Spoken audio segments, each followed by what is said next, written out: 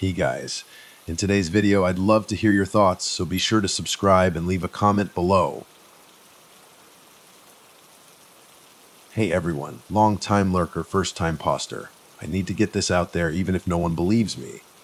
Maybe especially if no one believes me. My name is Ethan Blackwood. Last fall, September 2023 to be exact, I was hitting rock bottom at 36. Sold off most of my stuff, crammed what was left into my truck, and drove straight into the thickest part of the West Virginia Appalachians. I was chasing something, peace, maybe. Redemption, right? What I found was a living nightmare. I grew up in Charleston. Parents split when I was a kid. The usual back and forth between houses until I was old enough to ditch both. Drank too much, popped too many pills, lost jobs, lost friends. Managed to clean up, sure, but this feeling always stuck with me like I was broken somehow. My life felt like a constant replay of screw-ups. So I got this idea in my head to escape. Go off-grid, life self-sufficient. Wrestle my demons in the wilderness. Maybe then I'd find some quiet. Dumb, I know. That's how I ended up buying a tiny, overgrown plot of land deep in the mountains. End of a dirt track so rough it didn't even have a name. Arrived late afternoon. Cabin was ancient, basically a single-room shack with a porch that sagged like it was about to give up on life. But I felt a tiny spark of hope, stupidly enough. My dog Blue, he's an Australian Shepherd mix, smarter than half the people I know, jumped out of the truck, nose twitching. Checking out the perimeter.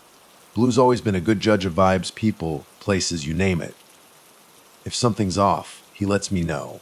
He didn't bark that first day, so I took it as a win. First few days were quiet, just settling in. Not many folks out there, but on my second morning, this scruffy dude rolls up. Name's well, he called himself Silas. Looked like he'd been chewed up and spat out by the sun. Maybe 40, maybe older, hard to tell with that weathered face, and eyes that jumped around like they were expecting trouble. He knew drawls, leaning against a porch post, making the whole thing groan. Paranoia practically radiated off him. Made me uneasy right away. "Nem's Silas," he says, sticking out a hand like it was a dare. Calloused rough as sandpaper. Heard the hammering, figured I'd say hey. We talked mostly about nothing, just standing there on the creaky porch while Blue watched him like a hawk. I told Silas about my brilliant plan, live off the land, find myself, all that glitchy crap. He took off this beat, up hat, let out a dry chuckle. Used to think the same way, he says, shaking his head. Being out here 10 years, give or take.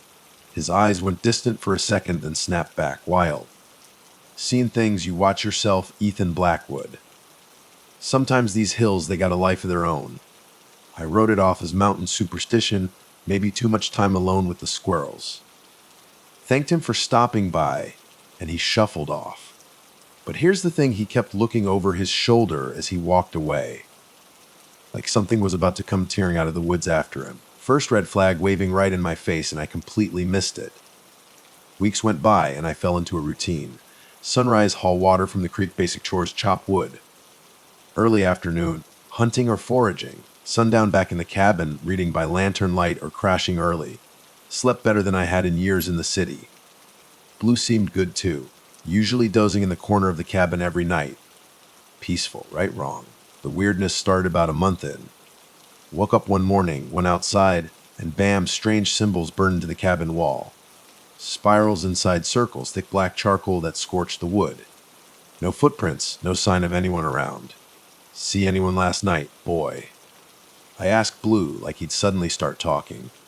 He just whined head low, nose pointed towards the woods. Grabbed my shotgun, spent half the morning combing the woods around the cabin. Nothing. No tracks, no dropped trash, nada. Probably just bored local kids. I told myself, but my gut was twisting. Drove to the nearest gas station that afternoon, 40 minutes down a winding mountain road to resupply. Clerk was a middle-aged woman, friendly enough, toothy grin that didn't quite reach her eyes. Told her I was living way out in the woods. Shouldn't be living so far out alone. She says, her voice dropping a little. Some folks do, but they see things, hear things. Wouldn't elaborate, and I didn't push it. Just paid for my stuff and got the hell out of there. A couple nights later, bam. Woke up to Blue going ballistic, barking like someone was kicking down the door. Hard, frantic hammering. Grabbed the shotgun, heart hammering harder. No lights outside, no lantern glow, just pitch black. But Blue wouldn't shut up. Threw the door open, and there, at the edge of the trees, I saw him. Figure standing in the shadows. Old man wearing tattered overalls, wide-brimmed hat pulled low. Even in the dark, I saw his eyes, reflecting the moonlight. Two smoldering embers in the blackness. Yelled something stupid like, "Get out of here." Figure just tilted his head, grinned, and it wasn't a friendly grin, then vanished back into the trees. Too fast. Unnaturally fast. Stood there on the porch for a while, shotgun shaking in my hands, Blue pacing and whining. Eventually, we went back inside, barricaded the door, and I sat up all night waiting for dawn. That was it. That was the night my whole find peace fantasy went up in smoke. Whatever I'd come to the mountains for, it was gone, crushed by something else, something dark and real. Next morning, I knew I had to talk to Silas again. Scratched down directions to his place, turn at the Crooked Oak, 2 miles. Rusty mailbox, mountain directions are about as helpful as a screen door on a submarine. Somehow I found his cabin. Half hidden behind a ridge, smoke curling from the chimney, so at least I knew he was home. Silas answered the door with a rifle in his hands, blinking at the daylight like I dragged him out of a cave. His place was rank, smelled like old wood rot and sore sweat. Jars of pickled stuff lined dusty shelves, and every window was coated in grime. Felt like stepping back in time, and not in a good way. Told him what happened. The symbols, the old man at the tree line. His face went even darker, if that was possible. You saw Old Man Leland. He mutters, voice barely above a whisper. "Oh." "Who's Old Man Leland?" I asked, trying to keep my voice steady.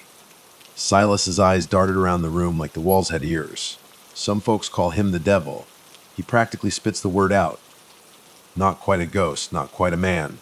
Been around these hills forever. Way I heard it, he shows up when folks got darkness in them. Feeds on it. He swallowed hard, Adam's apple bobbing. Ain't saying I believe all that, but I do. Devil in the Appalachians. Insane, right? But something in Silas's voice, the haunted look in his eyes, it got to me. He leans in, voice dropping even lower. "You gotta be careful, Ethan.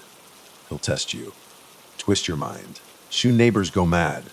Heard their screams at night. He shudders. And them local authorities.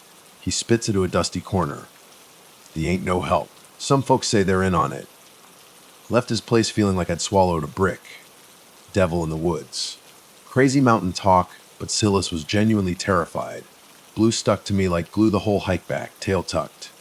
That evening, I went full paranoid. Reinforced the door and windows. Cabin was hardly Fort Knox, but it was better than nothing. 3 days passed, quiet, too quiet. Blue slept normal, and I actually started to wonder if I was losing it. Maybe it was just my imagination. Then, I went to the creek to get water one afternoon and found it. Weathered campsite in a small clearing. Tent collapsed, half buried in leaves. The smell hit me first. Rotting meat, thick and gag-inducing. Dried blood smeared the tent flap. Inside, sleeping bags, clothes scattered around, battered cooler. Still latched shut. Morbid curiosity, I guess, made me open it. Wish I hadn't. Slabs of rotting meat. Deer. Something else. Couldn't tell them what to know. Stomach churned. Scanned the area for footprints, any sign of the campers. Nothing. Just the woods. Silent and watching. Hurried back to the cabin, water forgotten. That night, every little noise outside made me jump. Wind in the trees, branches cracking, bats fluttering overhead. Each one sounded like footsteps or breath in my ear. Dawn couldn't come fast enough. Drove to Cass the next morning, that tiny unincorporated speck of a town, to report the campsite. That's how I met Sheriff Alan Boggs. Big guy, late 50s, thick mustache, permanent scowl carved into his tanned face. He listened to my story, nodding slow, jotting notes on a little pad. "Son," he says, "drawl thick as molasses. We'll check it out. But you gotta remember, folks out here are rough. They hunt, they drink, they fight. Sometimes people get hurt. Ain't always a big mystery." By Preston, there was blood. "Smelled terrible. We'll look." He repeats, giving me this long, searching stare that made my skin crawl. "You got a phone at your cabin, Ethan." Shook my head. "No landline, no cell reception." "All right. Keep your nose clean. If we find something, we'll let you know." Turned away, already bored with me. Bad feeling washed over me, like my words were just going to vanish into some filing cabinet, never to be seen again. Next night, the banging started. Loud, frantic pounding. Jumped out of bed, heart in my throat, shotgun up. Blue went nuts. Threw the door open, Silas, on my porch. Half sobbing, face smeared with blood. Stumbled inside, collapsed into my wooden chair, shaking so hard he could barely talk. He's in my head, he whispers, voice cracking. Can't shut him out. Silas, what happened? I knelt down beside him. He pulls up his sleeve. Deep scratches gotch his forearm, raw and bloody, like he'd done it himself. I saw him, Ethan. Old man Leland, in my cabin. Woke up, and he was at the foot of my bed smiling. He shudders again. The walls, they were bleeding, Ethan. Dripping with blood. Tried to calm him down.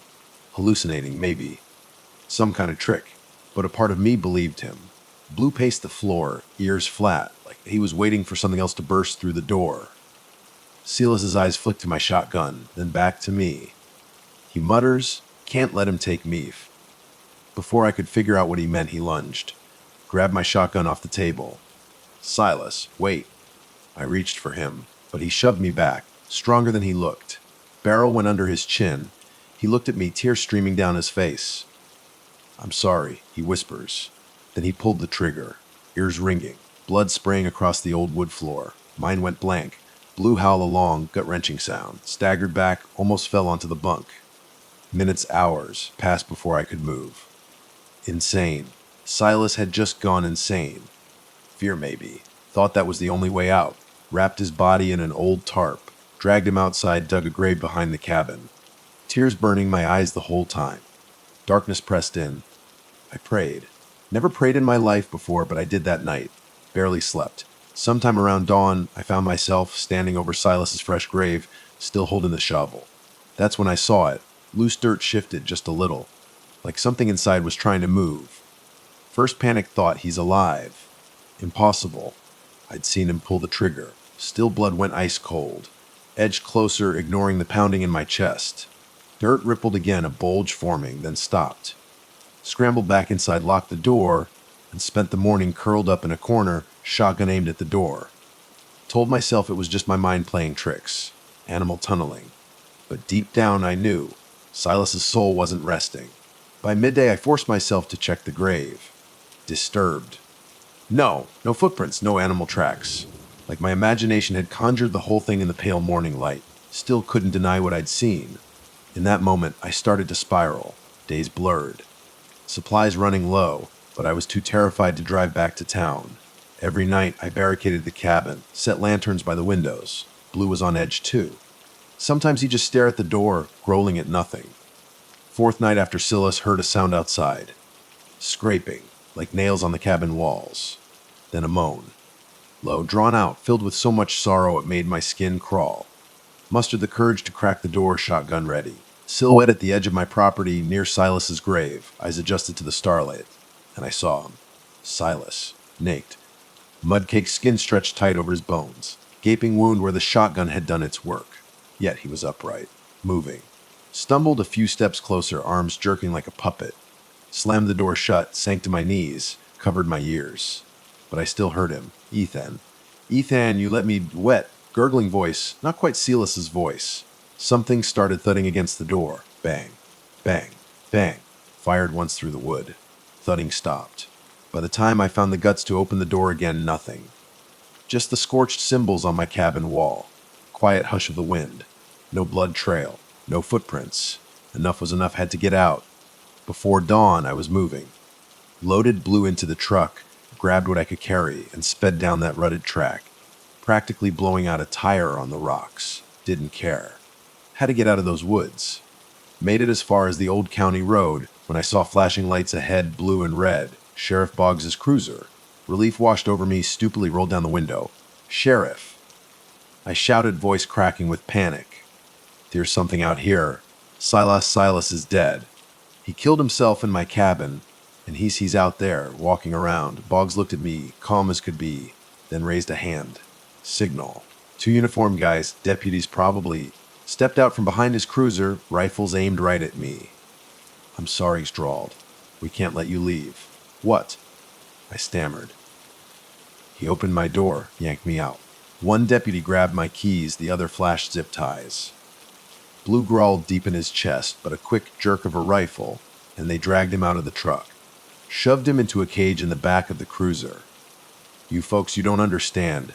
There's something going on out there. You gotta help me," shouted I, struggling. Boggs just spat on the ground, right at my feet. "We know exactly what's out there," he said, quiet, cold. "And we can't afford you stirring up a panic. This forest has secrets, always has. Best you keep quiet." Kicked, yelled, fought, but they just wrestled me into the back of a second vehicle. From there, we drove deeper into the woods. Road got worse, more ruts than anything else. Finally, they ordered me out near this lonely clearing. Place felt like it was erased from the map. Removed the zip ties, shoved me down onto the ground. Boggs gave a curt nod to his deputies. "Show him," he says, voice flat, devoid of anything human. They led me to a pit hidden behind a cluster of boulders. The smell hit me first. Death, so thick and rotten it forced bile up my throat. Bottom of the pit was filled with bodies, various stages of gone, some fresh, some long rotted. Men, women, maybe kids. Lost count, vision blurring with tears.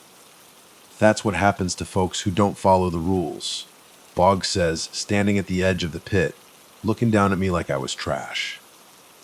"So, unless you want your bones down there too, you'll stay put and keep your mouth shut."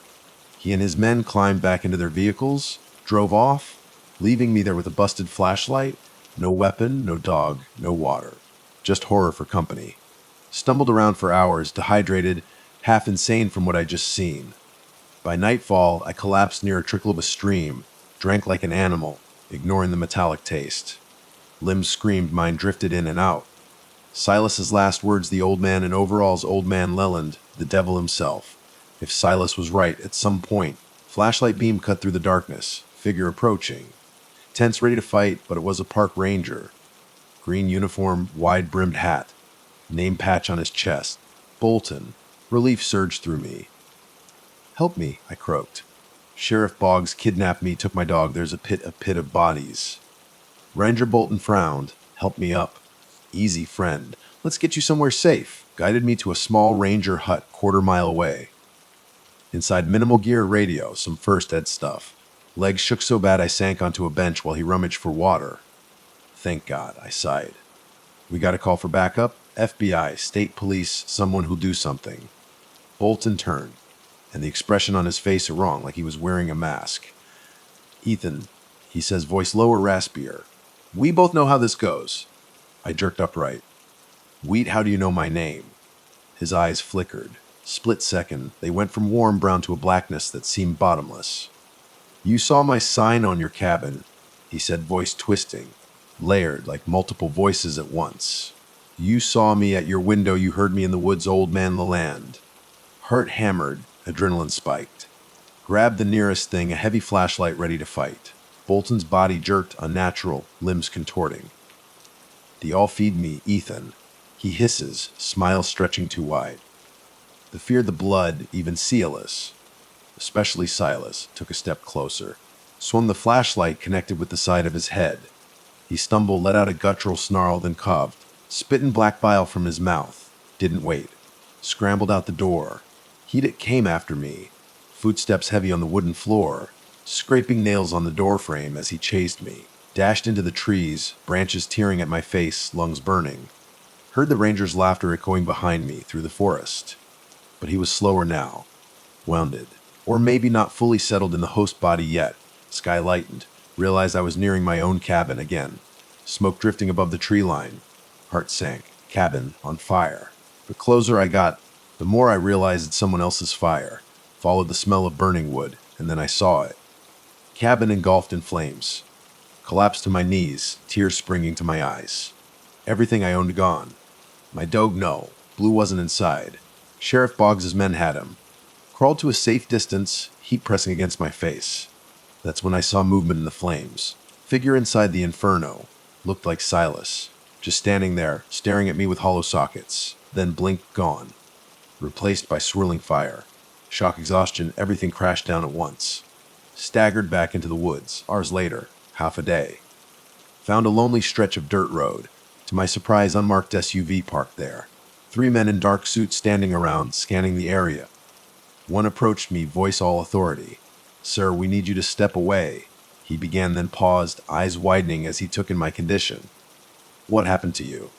Told him everything. Disjointed, half-sobbing mess.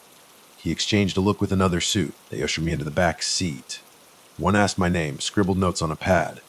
Others spoke softly into earpieces. Realized. Federal agents. FBI. Relief flooded me. Finally, someone with real power to stop this. Told them about the campsite, the pit of bodies, Sheriff Boggs, the monster, Old Man Leland. They listened, faces grim. Man with the pad looked at me sympathetic. We'll take care of this, Mr. Blackwood, he said. You'll be safe now. Stepped away, conferred with the others. Overheard fragments. The containment media blackout can't let this get out, Sue. Black helicopter roared overhead, disappeared beyond the trees. Men guided me into this SUV, drove towards the local station. Instead of going inside, they parked behind it. Two vanished into the building while the not-a-pad guy stayed with me. Can I have some water, please? I rasped. He handed me a bottle from a cooler. Tasted stale, but I didn't care. Asked about Blue. Sheriff Boggs took him. Agent nodded like he'd heard it all before. We'll do what we can. Eventually, the other agents returned. One passed a sheet of paper to the notepad guy. Saw him glance at it, nod, then turned to me. We're going to place you in protective custody while we investigate. You'll be transported out of state for your own safety. Relief, gratitude, and a strange sense of dread, all at once. Part of me wanted to trust them, but my gut reminded me how much was at stake. How deep this thing might go. If Old Man Leland really was the devil, would the FBI even matter? Drove out of the county. Sat in the back, half-numb, battered, silent. Just before crossing the state line, SUV pulled over at a rest stop. Agent next to me stepped out to make a call. Moments later, second black SUV roared up. Men exchanged brief words. One pointed at me. Next thing I knew, they were telling me, wait here. Another agent took the driver's seat. Man wearing sunglasses. Glanced back, tight smile. Let's go, Mr. Blackwood. Started the engine. Other agents had disappeared. Drove on in silence. Asked questions. Where we're going. Had they found Blue? No answer. Just stared at the road, expression unreadable behind the tinted lenses. 30 minutes later, SUV veered off onto a quiet side road. Past a sign. Road closed maintenance. Vehicle stopped near a row of tall pines. Agent turned to me, removing his sunglasses. Eye as black as pitch. Same hollow void I'd seen in the Ranger. Voice layered, rippling through the confined space. There's no escaping. Ethan, you. Not for your dog. Not for anyone. Panic. Lunge for the door, locked. He slid over the seat, like a snake, pinned me down. Inhuman strength in his grip. Vision blurred, adrenaline flooded my body. Managed to shove him away just enough to scramble across the seat, unlock the door. Tumbled out onto the dirt, rolled, came up running. Expected him to burst out, chase me, glanced back. SUV empty. Driver's door hanging open, no sign of him. Spun in circles, scanning the tree line. Nothing. Every nerve on fire to know how long I wandered. Hours, maybe a day. Found a highway, real traffic, Simus roaring past, out of state plates. Flagged down a startled couple in an old pickup. They took one look at me, filthy, bleeding, wild-eyed, but something in them recognized desperation. Didn't ask questions, just gave me a ride to a nearby motel. Checked in under a fake name, paid with the last of my cash. Clerk stared, wide-eyed, but said nothing. Spent the night in a locked, windowless room, only light from a flickering lamp. Body bruised, mind replaying horrors. The pit, Silas's reanimated corpse, the black-eyed Ranger. Fully expected to wake up to FBI, local cops, or Old Man Leland himself, but dawn came quiet. For a moment I believed I was finally free. Months now. Back in Charleston. Renting a tiny studio near the interstate. No job. Too paranoid to settle. Still don't know what happened to Blue. Thought of him locked in some cage, or worse, of tears at my Saul. One morning, found mail slipped under my door. No return address, just my name, spelled right. Hands shook opening it. Single slip of paper fell out. Neat, precise handwriting, you can never leave. Ethan. Bob Blue, lying by the couch, started growling, hackles raised. Felt a presence behind me, in the corner where the light didn't reach. Turned. Nothing there, just a shadow, vaguely man-shaped, flickering for a heartbeat before dissolving. That's when it hit me. Old Man Leland.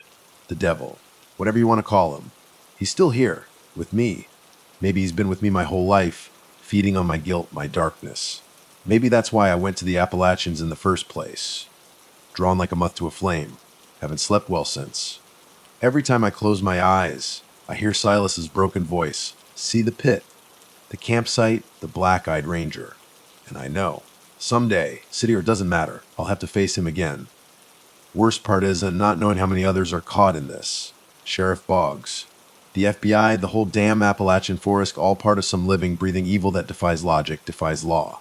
Only truth I know. Can't escape him. Not truly. Can only wait. Gun loaded. Dog at my side for the next knock on the door. Next grin at the edge of the trees. Because if old man Leland wants me back, he'll find a way. And I'm not sure I have the strength to deny him a second time. My name is Ethan Hayes. I'm 27 years old, and what I'm about to tell you happened last August. Not a single night has passed since then that I haven't laid awake, wondering how I'm even alive to tell this story, if I'm truly alive at all. I'm not sure who's going to believe this, but I need to get it out.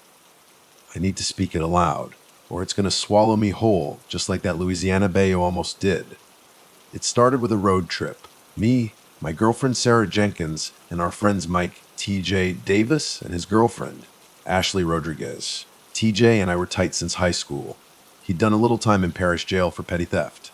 Me, I went straight into the Marines and came back with a side of PTSD that clings to me like a shadow. Sarah, who's 25, is a freelance photographer.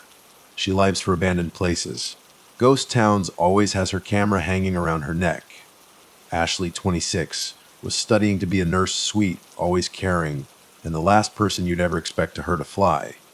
We were supposed to be lined to Baton Rouge for a music festival, but TJ, always chasing a thrill, talked us into a detour through Shadow Bayou. He'd found it on some online forum, buzzing with urban legends about a red-eyed preacher who, preached to the dead. Sarah was hooked the second she heard it, and Ashley was too nice to say no. Me, I just wanted to drown out the bad memories from my time in the Marines. The drive-in was okay at first. Winding roads, tall cypress trees rising out of the swamp, all waterlogged and eerie beautiful. But the deeper we got, the worse the GPS went. It flickered. Cut out, then started spitting out gibberish. Sarah tried her phone, same thing, no signal. TJ just shrugged, said we'd hit the main highway eventually. Then we saw at a busted-up gas station on the side of the road. Fluorescent lights hummed overhead, drawing in fat moths that smacked against the bulbs with these dull thuds. A skinny, wrinkled guy was behind the counter. Didn't even look up when I went in to pay for gas. He just mumbled, "Don't stay in Shadow Bayou after dark. You won't like the congregation."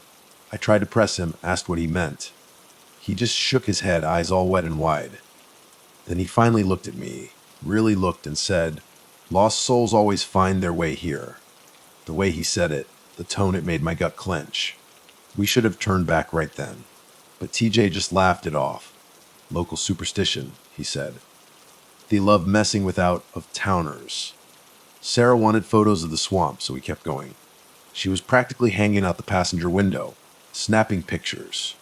The swamp seemed to close in around us, the road shrinking until branches scraped against the car on both sides. A heavy quiet settled over everything. My mind started drifting back to patrol nights overseas. The stillness felt like the quiet before an ambush. That's when I noticed it. We passed the same busted sign for the Bay Bistro twice.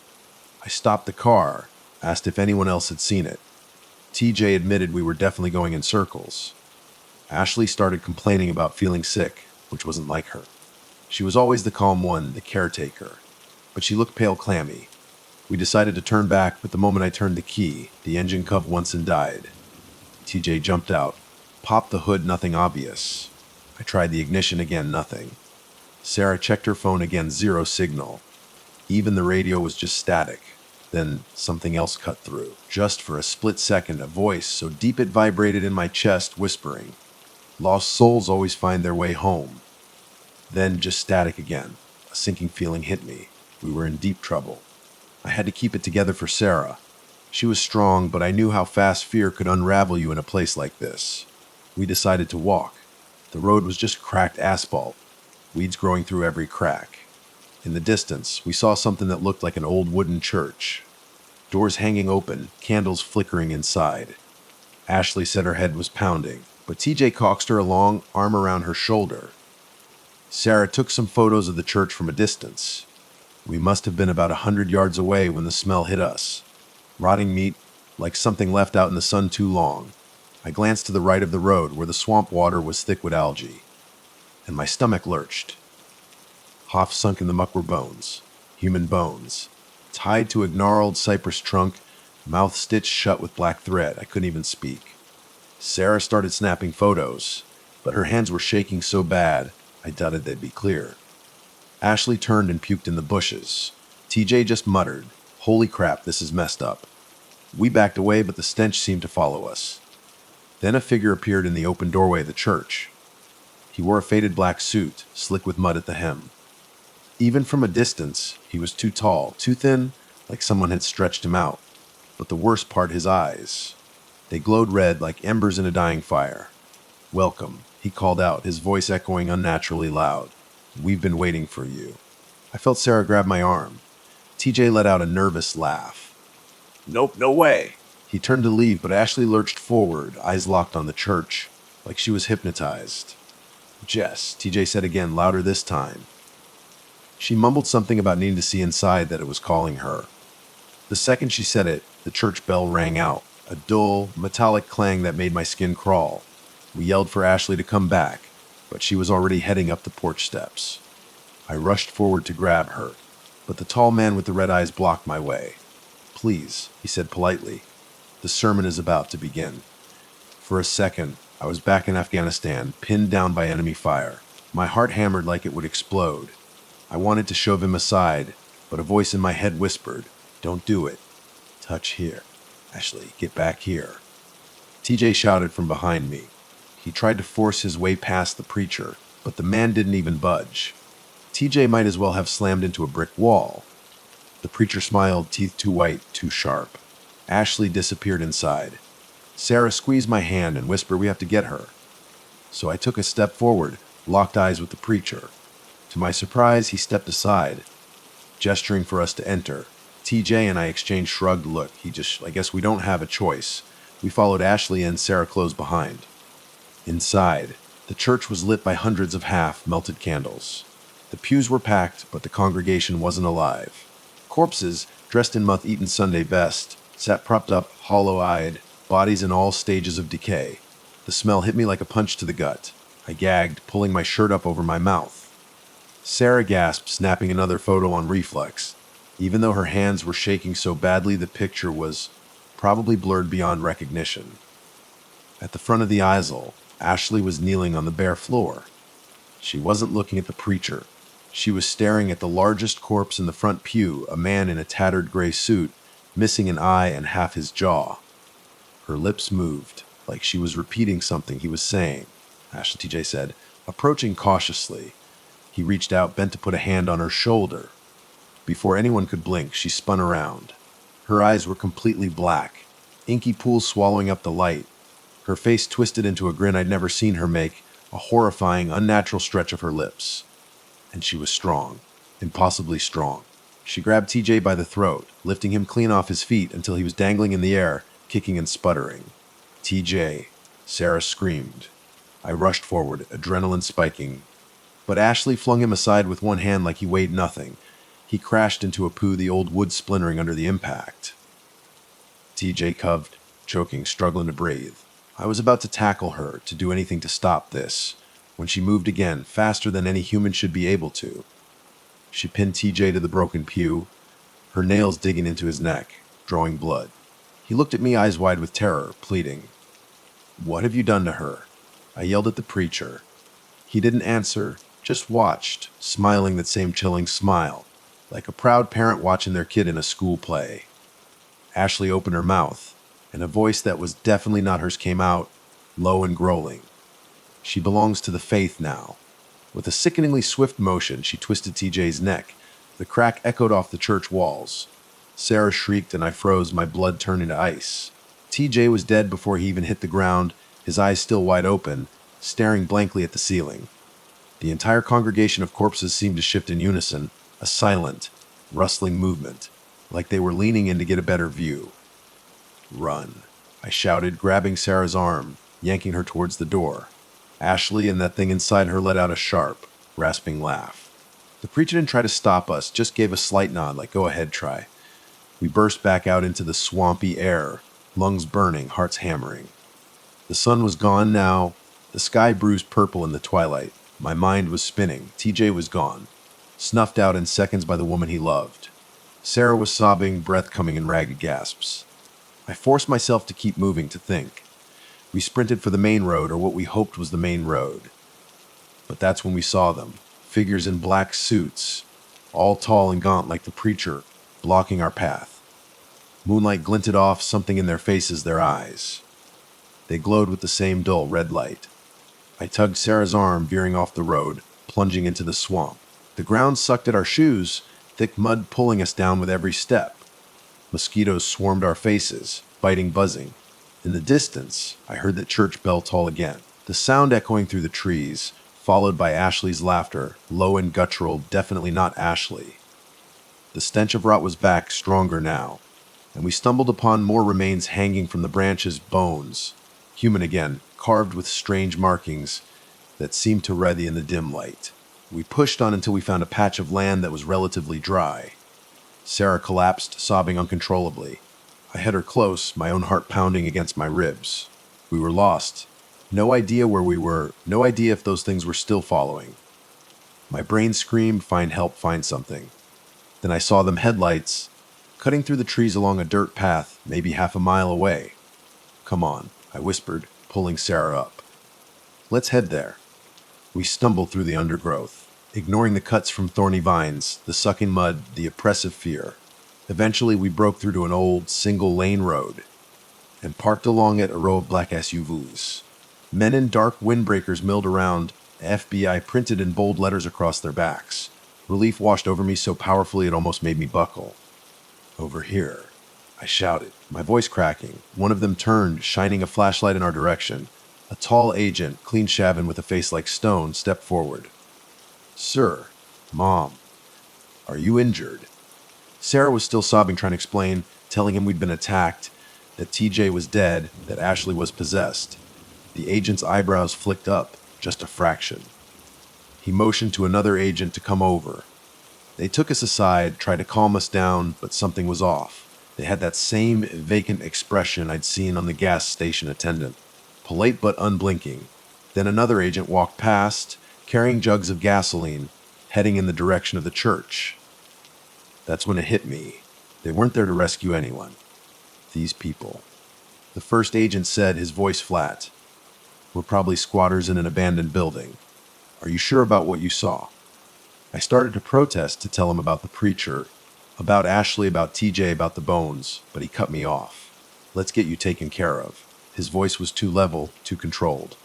Two more agents appeared, wearing gloves, holding thick plastic zip ties. Before I could react, they grabbed Sarah, twisting her arms behind her back. What the hell? I screamed, lunging at them. But the tall agent smashed the butt of his rifle into my stomach. Air exploded out of me. I doubled over, gasping, as they yanked Sarah away, her eyes wide with terror, locked on mine. The agent knelt beside me, leaning in close. His breath smelled like stale coffee. There's nothing here, he said, his voice a low, menacing purr. Nothing but an old condemned church. No need to cause a stir, right? My mind spun. Cover up. This had to be a cover-up. I remembered the local stories about missing people in Shadow Bayo, the rumors that nobody ever found the bodies. I tried to stand, but pain lanced through me, white hot. Suddenly, Sarah twisted out of the grip of one of the agents. She grabbed the rifle from his hands with surprising ease and pointed it right at me.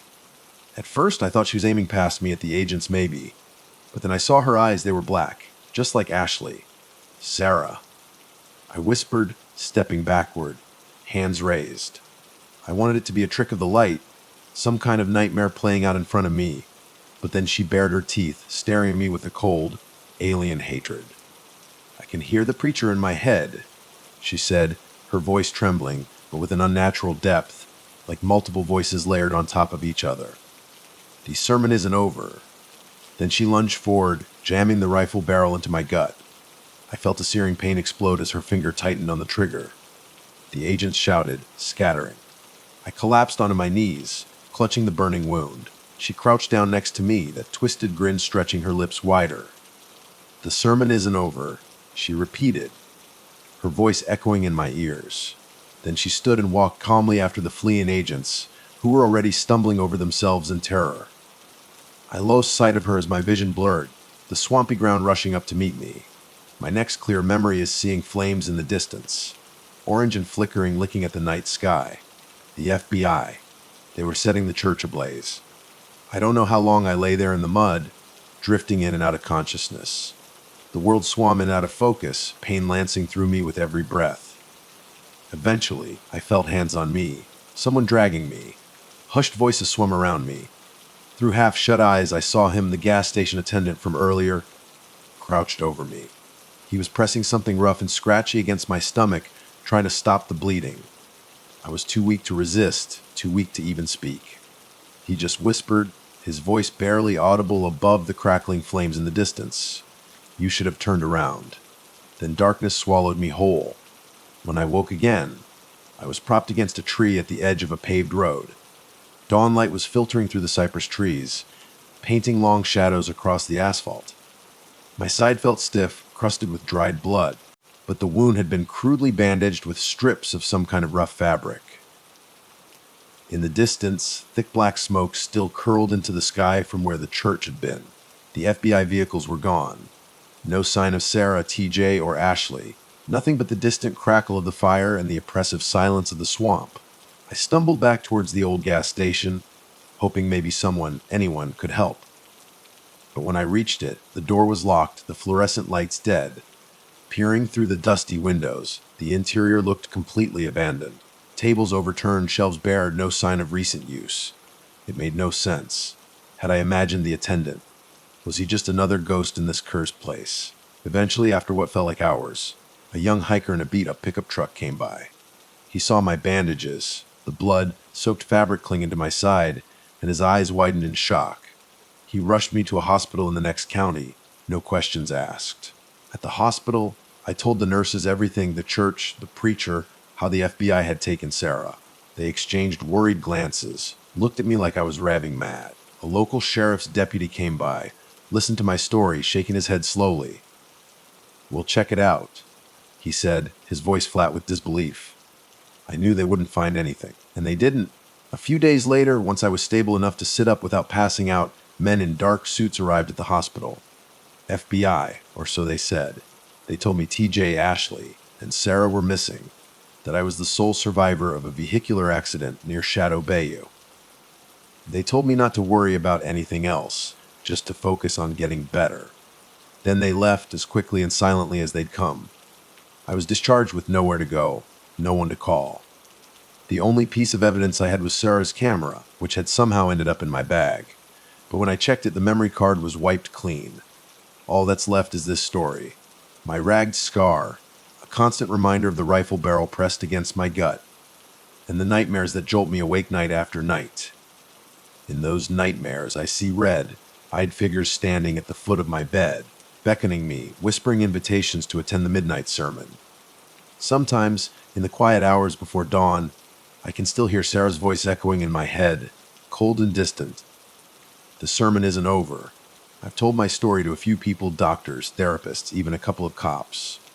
Most just shake their heads, offer condolences for my lost friends, or politely suggest I seek further psychiatric help.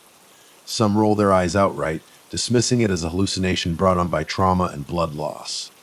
But if you're reading this, please heed my warning. Shadow Bayou isn't just another backwoods legend.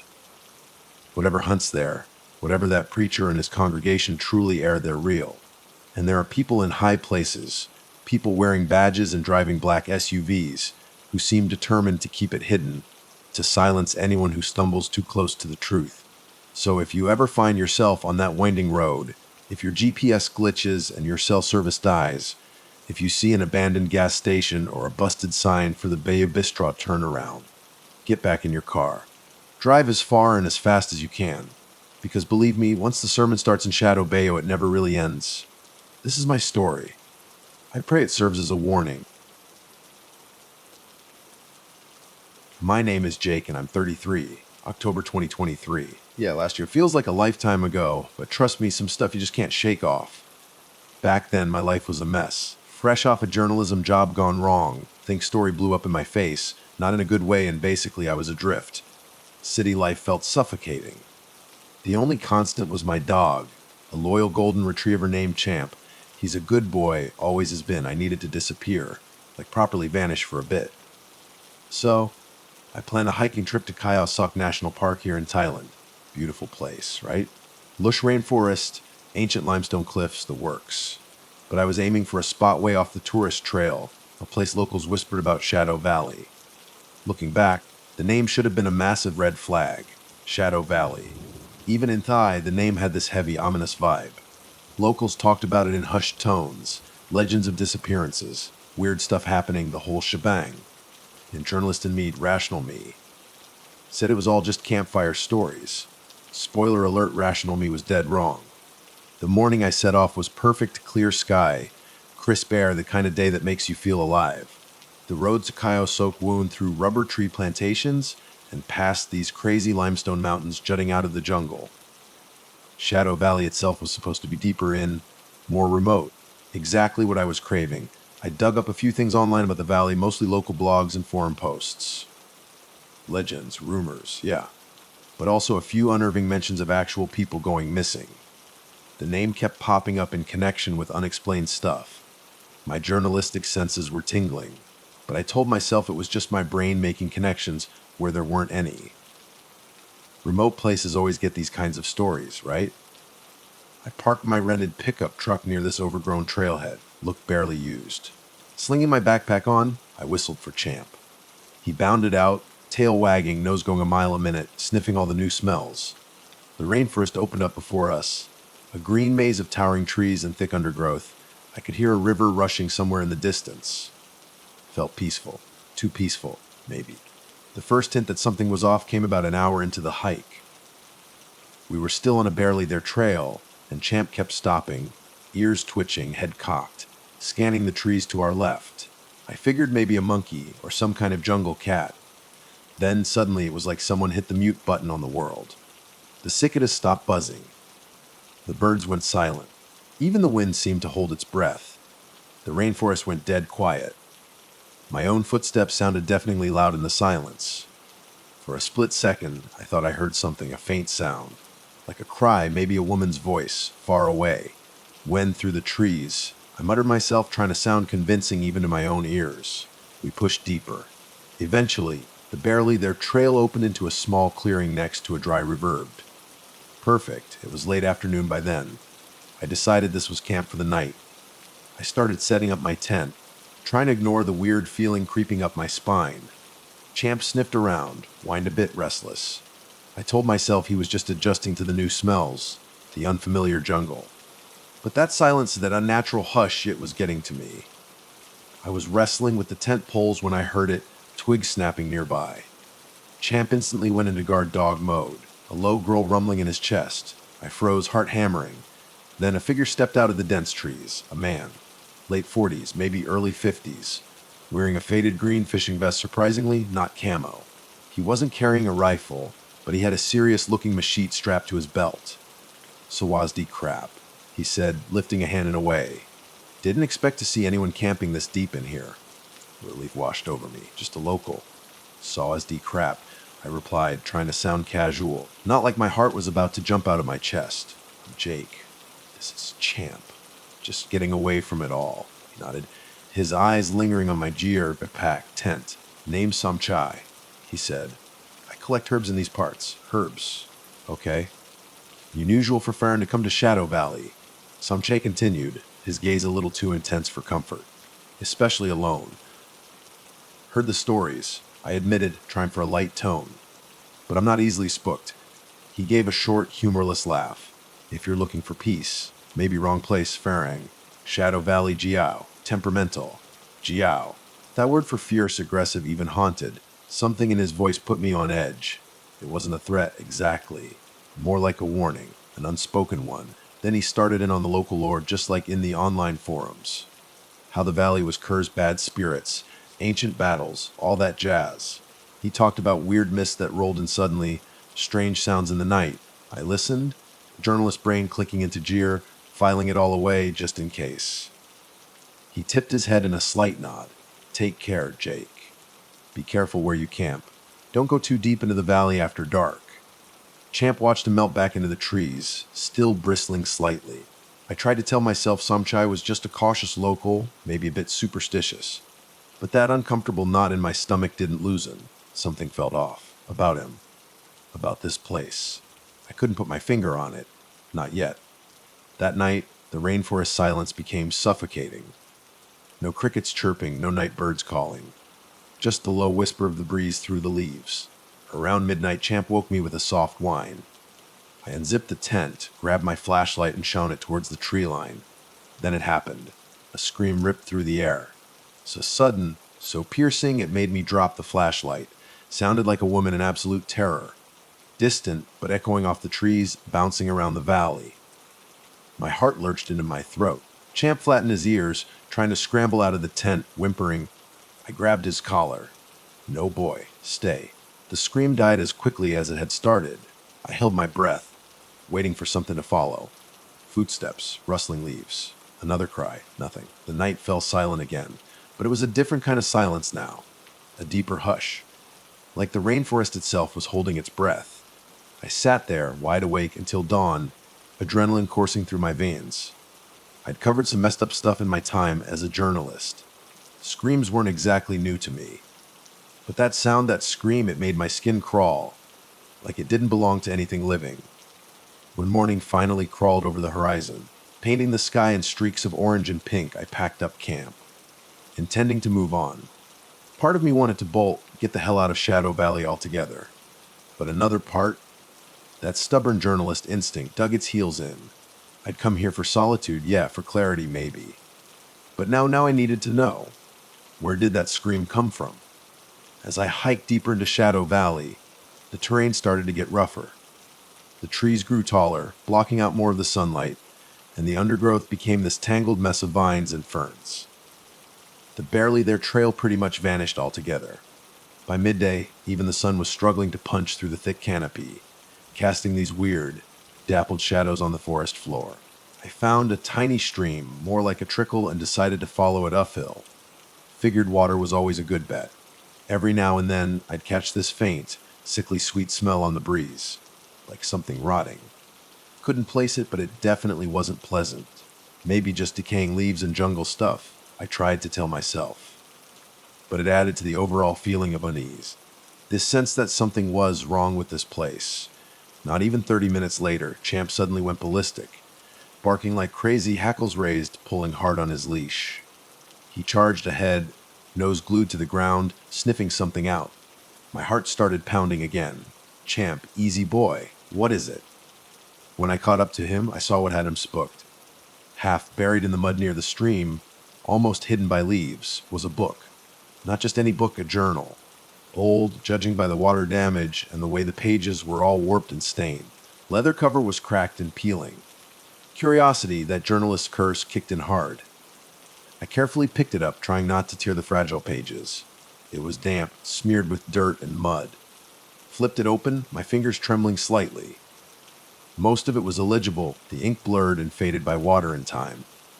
But some words, some phrases, they jumped out at me, even in the dim light filtering through the trees. Not her scream. That phrase was repeated over and over, scattered across different pages. I keep hearing it. Then, she's whispering my name, creepy. Seriously creepy. Then another line scrawled in shaky handwriting. Saw her reflection in the water. And finally underlined, almost frantic, why won't anyone believe me? My pulse was hammering in my ears as I read. Was this from someone else who'd heard that scream? The scream from last night. What the hell had happened to them? Champ whined, nudging my hand with his wet nose, pulling me forward. He was restless, anxious. Yeah, boy, me too, I muttered, shoving the journal into a Ziploc bag in my backpack, suddenly feeling like I was wading into something way deeper and darker than I'd bargained for. We followed Champ as he pushed through the undergrowth, heading uphill away from the stream. The trees were getting thicker, the air heavier, almost suffocating. Then we crested a small ridge, and the trees suddenly thinned out, and there it was. What was left of a house or a cabin, maybe.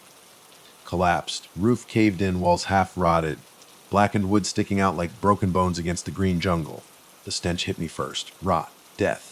Stronger here, closer. Then I saw it. The body. A woman. Lying half in, half out of the rubble of the collapsed cabin. She was wearing hiking boots, faded jeans, a t-shirt, clothes that looked recent.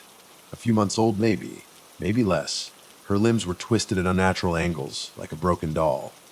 And her face frozen, an expression of absolute screaming terror. Mouth wide open, eyes staring blankly at the sky, like she'd died mid-scream. Just like the scream I'd heard last night. I clamped a hand over my nose and mouth, fighting back the urge to vomit. This wasn't an accident. No way. Scratches on the nearby trees, deep gouges in the wood of the cabin. It looked like she'd been trying to fight her way out. Desperately. Escape something. My mind reeled, trying to find a rational explanation. Animal attack. But the terror on her face, it was something else. Something primal. Something inhuman. Then I noticed a small, faded backpack near her waist. Rummaged through it, my hands shaking so badly I could barely work the zipper. Inside, a wallet. Driver's license. Maura Keene. The name jumped out at me. Maura Keene, missing person. I remembered reading something about it online a while back. Woman gone missing in Khao National Park. Ozarks, no, wait, wrong continent, wrong forest. Khao Sok, Thailand. Maura Keene. This was her. This was where she'd ended up. It took every ounce of willpower I had not to just turn and run. Flee. Get the hell out of Shadow Valley and never look back. I'd reported on crime scenes before. Yeah, seen some gruesome stuff. But this out here in the middle of nowhere, with no one around for miles, it felt different. Horribly personal. But then, something flickered inside me, that old spark, the reporter's drive. The need to know. To uncover the truth. I couldn't just walk away. Not now. Maybe I could at least document the scene.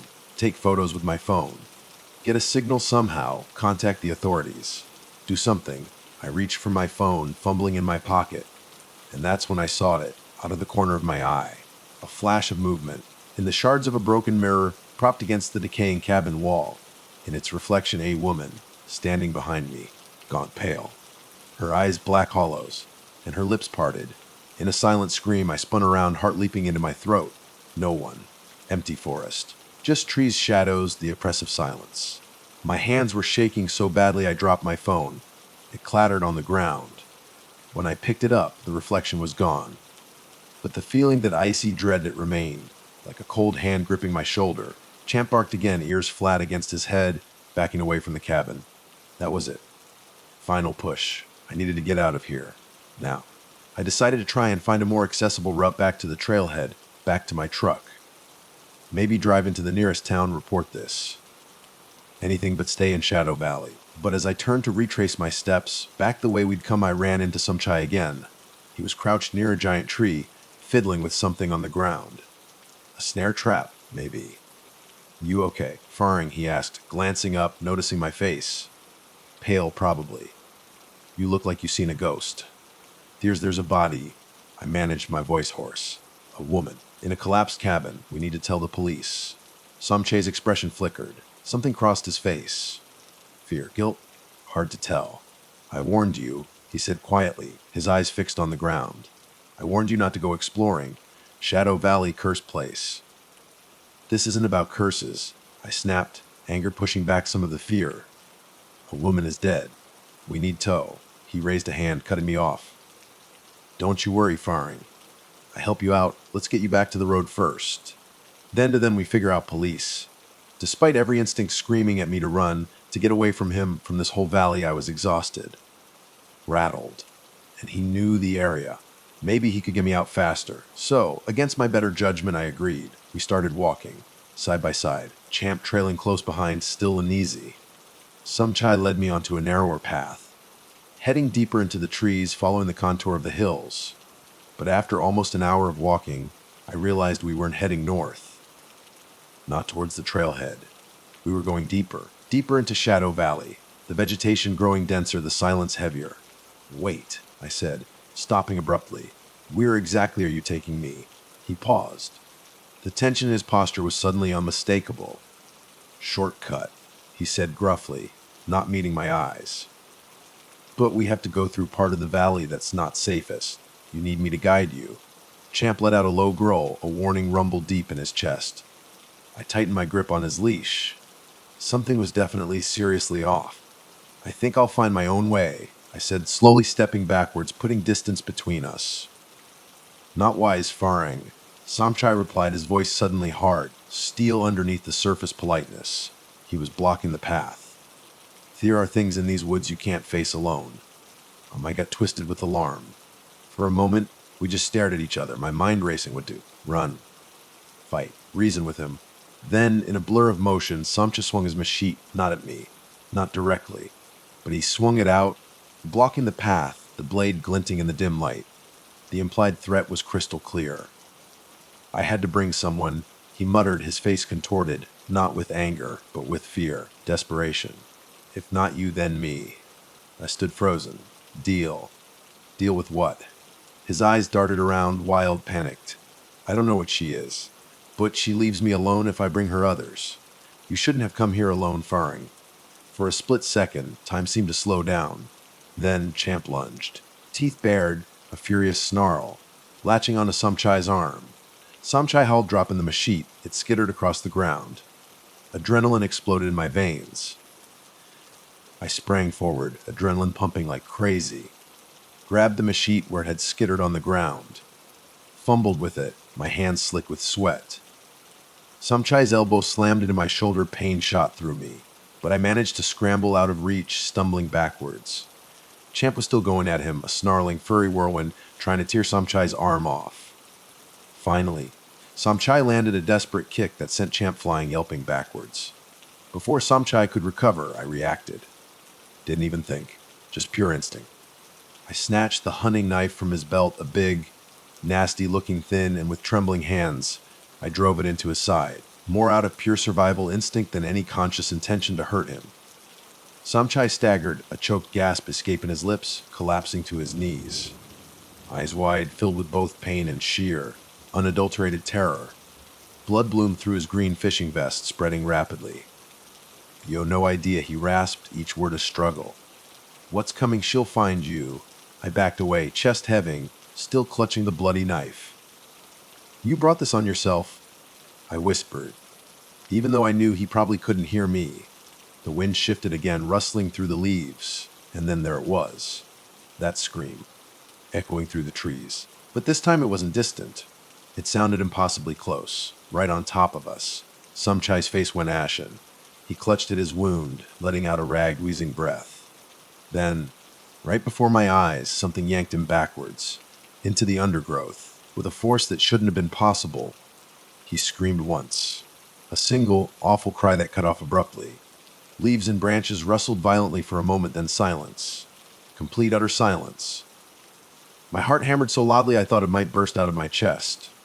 Champ whimpered, pressing himself against my leg, trembling. We had to run now. I lost all sense of direction in my panic. We tore through the woods blindly, branches whipping at my face, thorns tearing at my clothes. The terrain was getting steeper, more jagged. The rainforest, it felt alive, with an almost predatory intent, pushing me deeper, deeper into the valley, actively keeping me from finding a way out. Every time the wind gusted, I swore I heard that wailing scream, closer now, always closer. Eventually, exhausted, lungs burning, I stumbled into a small clearing, and there it was. A crumbling stone foundation. Looked like it had once been a small shrine or maybe a spirit house. Half-fallen walls, moss-covered stones, rotting wood scattered around. Abandoned long ago. I stumbled inside, chest heaving, gasping for air, trying to collect myself. The air inside was damp, heavy with the smell of mildew and decay. A single beam of sunlight pierced through the broken roof, illuminating dust motes dancing in the air. Then I noticed it. The news, hanging from a rotted rafter. Swaying slightly, even though there was no breeze inside the crumbling shrine. It looked old, the rope frayed and rotten in places. But it was still there, hanging.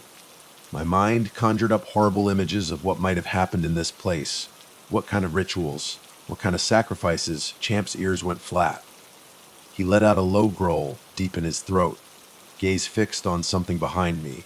I turned slowly, dread pooling in my stomach. And that's when I felt its ice-cold hands gripping my shoulders, slender corpse-like. I couldn't see them, but the sensation of frigid fingers digging into my skin was unmistakable. A voice, faint echoing, whispered my name. Jakey. My vision blurred. A suffocating dread washed over me, paralyzing me. I tried to scream, but no sound escaped my throat. The last thing I registered before everything went black was a fleeting glimpse of movement at the edge of my vision. A woman, in ragged burial cloth, standing in the doorway of the shrine. Her mouth was open, the edges of her lips cracked and blackened, as though she had screamed her voice raw centuries ago. Then darkness. I regained consciousness lying face down in the dirt. Outside, it was almost dark, the sky a deep bruised purple. My head throbbed and my shoulders felt bruised, aching. Champ was gone. Nowhere in sight, panic hit me in waves. Champ. I called, my voice hoarse, barely a whisper. The only response was my own voice echoing back from the trees. I stumbled to my feet, fighting dizziness, and staggered out of the old shrine. The rainforest had grown eerily still again. The dryness in my mouth felt like chalk, and my limbs were shaky, weak. Hours must have passed. I forced my feet to move, calling for Champ as I went, stumbling blindly through the gathering darkness. My flashlight flickered, the batteries dying, casting weak, pathetic circles of light. I cursed under my breath. Every rustle of leaves, every snap of a twig made me jump, expecting that spectral figure to appear again, or Samchai to come lunging out of the shadows, somehow still alive. But neither did. At some point, the land sloped downwards, and I recognized something, a faint trail, a real trail, not just animal tracks. Small miracle. I followed it, pushing through exhaustion, the rising terror over Champ's disappearance, and this overwhelming sense of emptiness gnawing at me. If I lost him too, then up ahead through the trees I saw it. Headlights, flickering through the leaves. Stumbling forward, almost falling, I practically collapsed onto a dirt road. A pickup truck was parked there, engine idling, headlights casting long, dancing shadows. Relief flooded me. Maybe I could get help. A figure stepped out of the truck. Form, Sheriff. Sheriff Prazzett, according to the name tag. Older man, late 50s, maybe, with graying hair peeking out from under his wide-brimmed hat. "Who there?" he said, catching me as I stumbled towards him, swaying on my feet. "Easy now. You look half dead." "Sheriff," I gasped, trying to get the words out. "There's a body, in a collapsed shrine.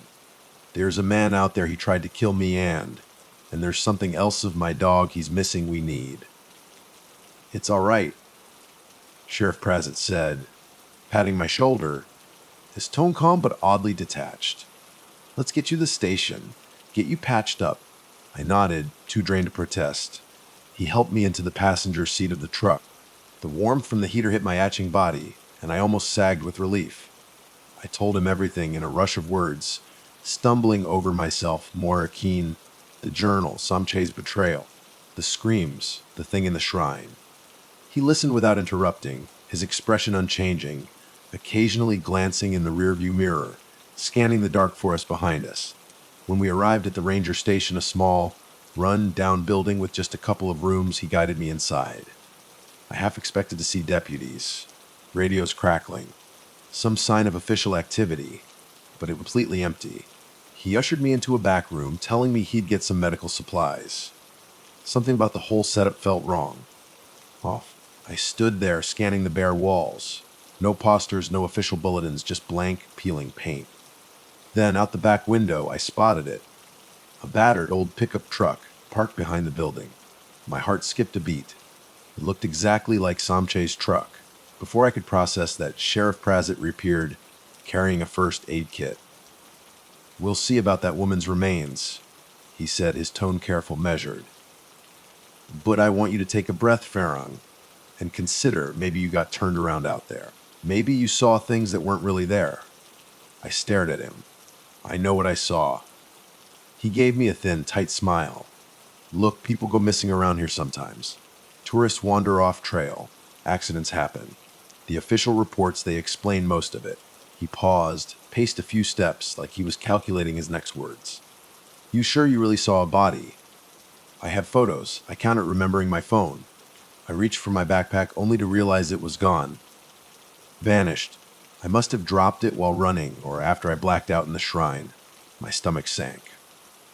Don't you worry, Sheriff Prasit said, his voice low, almost conspiratorial. We'll let folks know you're safe. But the rest, he trailed off, leaving the implication hanging in the air.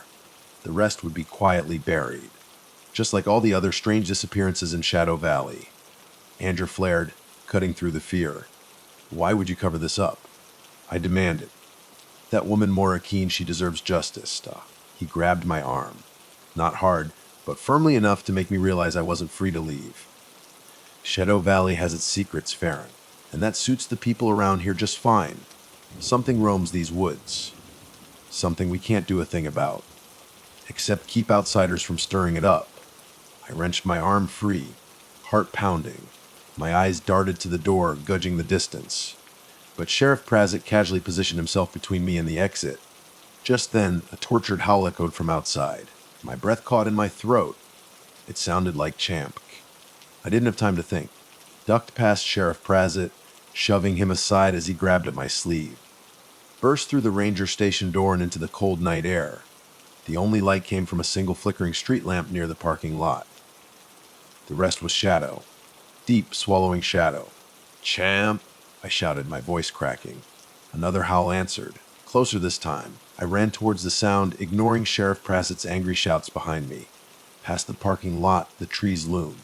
A solid wall of darkness. A flicker of movement in the shadows. Then I saw him, Champ. Limped, formatted with dirt, but unmistakably him. Relief flooded me as he pressed against my legs, whining, licking my hand. A second later, a chilling wail tore through the air. This time it was so piercing, so close, I felt it vibrate in my bones. I clapped my hands over my ears, trembling. Champ backed up, growling, hackles raised, facing the darkness beyond the street lamp's weak glow. Then a shape materialized, just beyond the edge of the light, a ragged figure. Arms elongated, unnaturally long, head tilted at a grotesque angle, the same gaunt woman I'd seen in the reflection in the shrine. Moira Keene. The Banshee of Shadow Valley, draped in her decayed shrub. Her features were skeletal, eyes sunk deep into black pits, jaw slack and trembling. As she moved, it was like her feet didn't even touch the ground. Her gaze locked on me. Behind me, I heard Sheriff Prasit shout, "Get away from her, Farang." But I couldn't move. Frozen. The Banshee, Mora, whatever she was, let out another eerie moan. And for a heartbeat, just a split second, I could see it. The raw infinite sorrow in her hollow eyes. She wasn't alive. She wasn't dead. She was caught in some dreadful in-between, fueled by the agony of those who had died in Shadow Valley. Suddenly, something bright flared to life, illuminating the night. Sheriff Prasit. He'd grabbed a flare from the ranger station's supplies. He tossed it towards the Banshee. Sparks showered red in the darkness. The Banshee recoiled with a shriek that rattled my teeth. Her form flickered like a dying flame, then she vanished. Melted back into the shadows. For a moment, Sheriff Prasit and I just stood there, gasping for breath, hearts pounding. Champ pressed close to me, still trembling. The sheriff wiped sweat from his brow with the back of his hand. "That's about all we can do," he said, his voice hollow, defeated. "Drive it off for a while. But it'll come back." I wanted to scream at him, to demand answers, to ask how he could just accept this horror, this thing living in Shadow Valley. But then he sighed a long, weary sound and gestured towards his pickup truck. "Take it. Go. I know you won't rest until you report this. Just remember, some truths don't want to be found." I didn't question him. My priority was to get the hell out of Shadow Valley. With Champ beside me, finally safe, I scrambled into Sheriff Prasit's truck, slammed the door, and sped off. Half expecting him to shoot out a tire stop me, but he didn't. Maybe he was just exhausted. Exhausted from the chariot, from the lies, from trying to contain the uncontainable. Maybe he realized that covering up Mora's death, and all the others, had become too heavy a burden to bear. The road was an endless ribbon of asphalt unwinding through the trees. Eventually I found an old highway, then signs of civilization. A small diner, its neon lights flickering like salvation in the darkness. I pulled in, my entire body shaking, adrenaline finally starting to drain away. Champ rested his head on my lap, a solid, warm weight, as if trying to ground me, bring me back to reality. Over the following days, I tried to report what I'd seen. Contacted local authorities in the nearest town. They listened politely, took down notes, promised to look into it. But nothing ever came of it. No mention of Maura Keen's body in the local papers. No word of a man named Somchai. It was like that entire nightmare had been swallowed by the rainforest, erased. I moved on. Physically, at least. Left Talland. Found a small apartment in another city, another country. Tried to return to normal life. Tried to forget. But my sleep was plagued by nightmares. Maura Keen's decaying face. Somchai's desperate, terrified eyes. The banshee's shriek echoing in the dark. Champ 2 would jolt awake at night, whimpering softly restless. I checked online news, local Thai obituaries, for any mention of missing hikers in Khao Sok. A few popped up, always accidents. Wandered off trail. Lost in the jungle. Tragic accidents. Chalked up to the wilderness. Part of me wanted to go back, demand an investigation, dig deeper, but I knew it would be futile.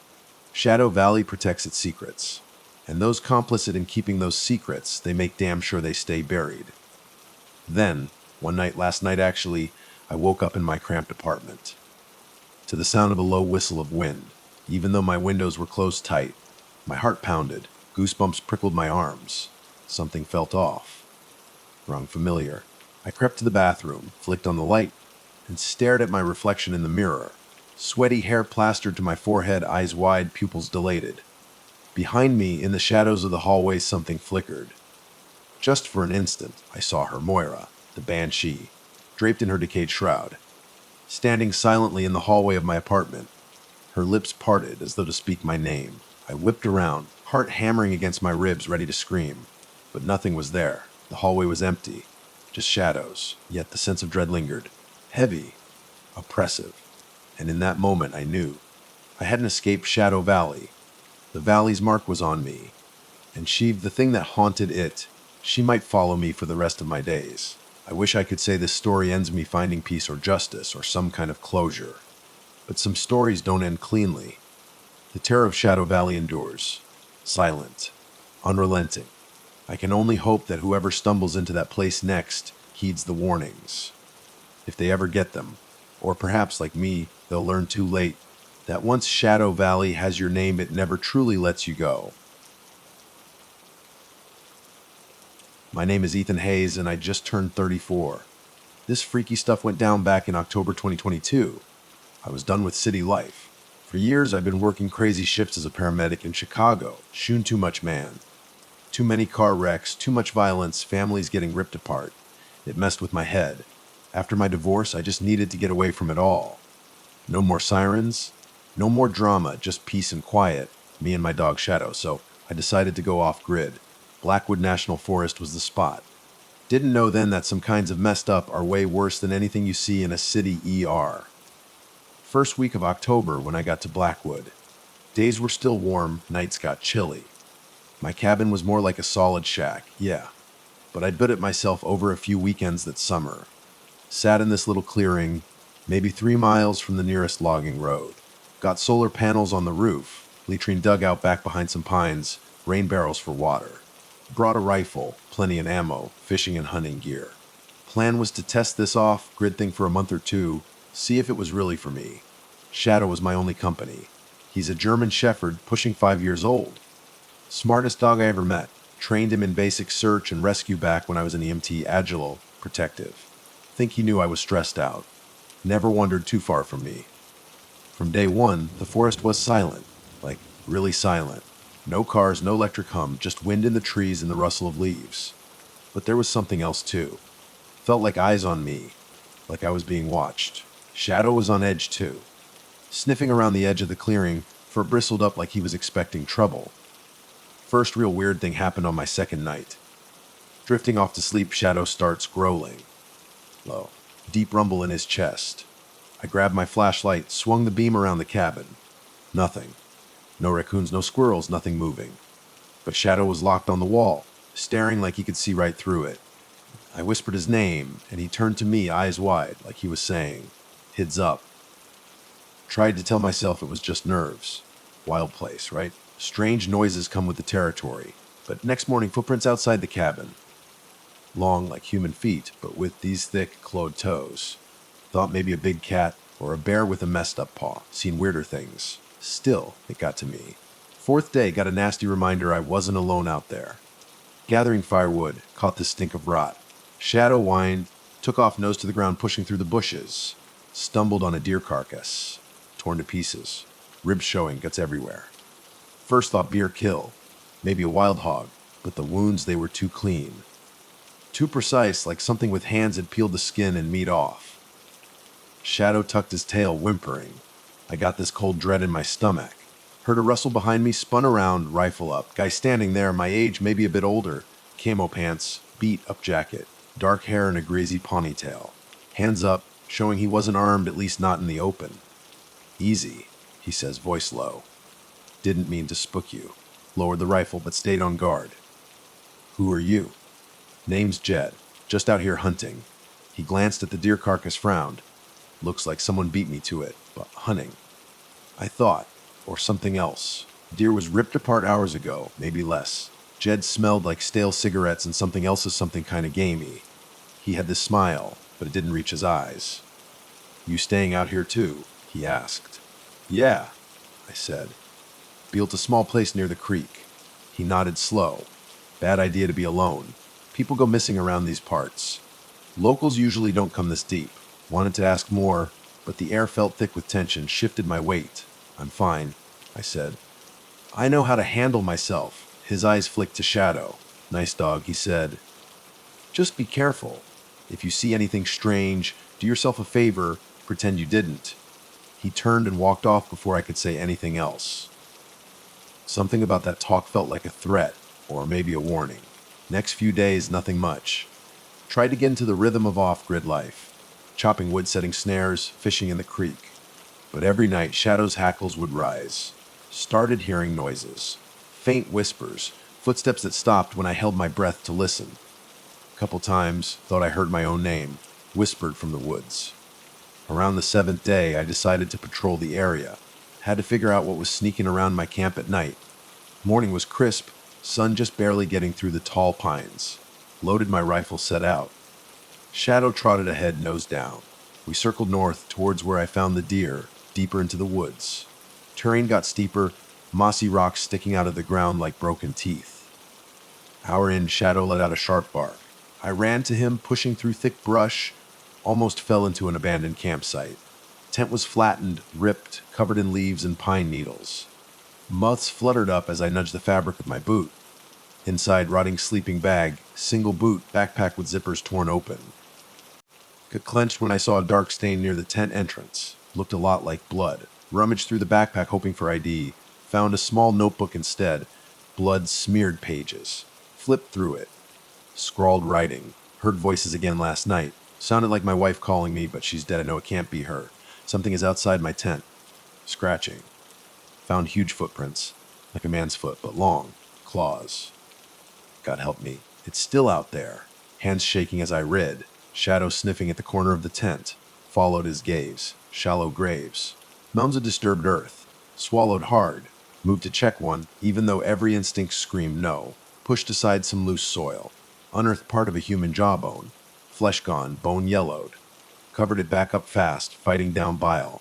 Jesus, I whispered, heart hammering. Seen body parts before. Yeah, but not like this. Not so deliberate. Heard a noise behind me. Branches snapping, rifle up. Jed again. Same wary look on his face. Told you people go missing, he said quiet. You find what's left of them. Didn't answer. Mind racing. Was Jed involved in this? Or just another lost soul who'd stumbled into something nightmarish? He stepped closer. You should leave. Heard that before. Used to do business out here. People smuggling, drug runs, you name it. But we started finding things. Bodies torn up, tracks that weren't human. You see that big footprint yet? Nodded stiffly. Jed eyed me. Not proud of my past, but there's something worse than men out here. Something hunts us. And if you think your dog's going to protect you, you're dead wrong. Bristled, but felt a chill run down my arms. He looked tired, almost desperate. You come out here alone for what? He asked. Peace, I said. Hasn't exactly been peaceful. His lips twisted in a half sneer, half smile. Then get out while you still can. He glanced around the campsite. Wouldn't mind if I grab anything useful. Shrugged uneasy. Help yourself. He bent down. Started rifling through the backpack pockets. That was my cue to go. Last thing I wanted was to hang around with an con who'd admitted to human trafficking. Whistled for Shadow, hurried back, head spinning. That night, couldn't shake the feeling Jed was out there, circling my camp. Or maybe it was something else. Rifle stayed close. Around midnight, Shadow started barking like crazy. Jumped up, adrenaline pumping, swung open the cabin door. Flashlight beam swept across the clearing, standing at the tree-lined Shadow. Except Shadow was right beside me barking. For a second, my brain just stalled, then I saw it. Figure shaped like a dog, but the eyes, they reflected the light wrong. Almost human. It darted back into the dark. Whipped around to check on the real Shadow. He was trembling, teeth bared, every survival instinct screaming. Locked ourselves in the cabin, listened to random tapping on the walls till dawn. Each time I peeked out, just shadows. Next morning, decided I couldn't just wait around. Whatever was out there wanted me off balance. Had to be proactive. Secured supplies, food, first aid. Ammo decided on a bigger patrol. If I could find where this thing was nesting, maybe I could scare it off. Or kill it. Left Shadow at the cabin, water bowl full just to be safe. Didn't want him chasing after any illusions. Hiked north again, rifle ready. Few hours in, spotted footprints in the mud. Big, clawed like before. But also partial boot print. Human, looked fresh. Followed them to a rocky outcrop overlooking a narrow valley. The sight below made my blood run cold. Tucked away in the trees, makeshift campsite. Old tents, tarps, and piles of black trash bags, lots of them. Crept closer, quiet as I could. First bag I opened, fertilizer, chemicals. Hidden grow op, maybe. Second bag smelled rancid. Peel it open just enough to glimpse a rotting flesh. Snapped it shut fast. Human remains. Maybe multiple people. Heard a crunch behind me. Spun around. Jed Strickland standing there. Wild look in his eyes. Armed now. Hunting knife strapped to his belt, hand twitching near the handle. "You shouldn't have come here," he muttered. Pulse hammering in my ears. "What is all this?" I demanded. He spat on the ground. "Old trafficking drop point. I'm not involved anymore. But certain people still use it. You know how it goes. Rural county, no real oversight. Sheriff's on the payroll. Leaves us alone as long as things don't get too messy." Glared at him. Messy. There are bodies in those bags, Jed. Jed's eyes flickered. "That's not my work. That's something else's. We used to lose people all the time. Drug runners, smugglers. They'd vanish at night. We'd find bones, bits of them in the morning. It's got a taste for blood, man. And you're in its hunting ground." Realized it then. Whole operation overshadowed by this unnatural threat in the woods. Predator that even hardened criminals didn't want to mess with. Gripped my rifle tighter. "If you're not with them anymore, why are you still out here?" He took a step closer, trying to find a stash. Hid money. Enough to disappear for good. "But you're messing around in things you don't understand. Why didn't you just mind your business?" Before I could answer, Jed lunged. Fist caught me on the jaw, stumbled back, almost dropped the rifle. Managed to bring the butt up, caught him in the ribs. He grunted, but quick. Wrestled the gun sideways, swung again, dodged, adrenaline spiking. Not used to hand like this. Ambulance. Seen violence, yes, but always had backup, sedation. Jed tried to yank the rifle free. Pulled the trigger, desperate. Shut went wide, echoed through the valley. Jed snarled in anger. Mind flashed, noise might attract the thing. Panicked. Shoved him back. Jed tripped over a root, went down. Pulled the gun back towards me. Shadow wasn't here. Alone. Jed scrambled to his feet, eyes blazing. "You brought the law on us, didn't you? Or you're gonna." Glanced at the black bags. "Can't let that happen." Reached for his knife. Heart pounding, leveled the rifle at his chest. "Don't," I yelled. Stood there, panning, staring each other down. Then Jed's eyes flicked behind me, choked gasp, face twisted in terror. "Oh, God." He breathed, glanced over my shoulder. Edge of the clearing. Silhouette of a creature. Shape of a man, but limbs too long. Same impossible footprints. And the face wrong. Couldn't see it clear in the shadows, but it reflected sunlight in a twisted, unnatural way. Let out a guttural hiss. Jed bolted. Ran so fast he almost tripped, crashed through the trees, gone. Creature didn't chase him. Instead, stepped into the clearing, inching closer. Hands shaking. Rifle aimed. Breathing ragged. Thing studied me, tilting its head at this weird angle. That's when I heard it, something impossible. My own voice. Coming from it. Softly repeating random words I'd said earlier. like it was practicing.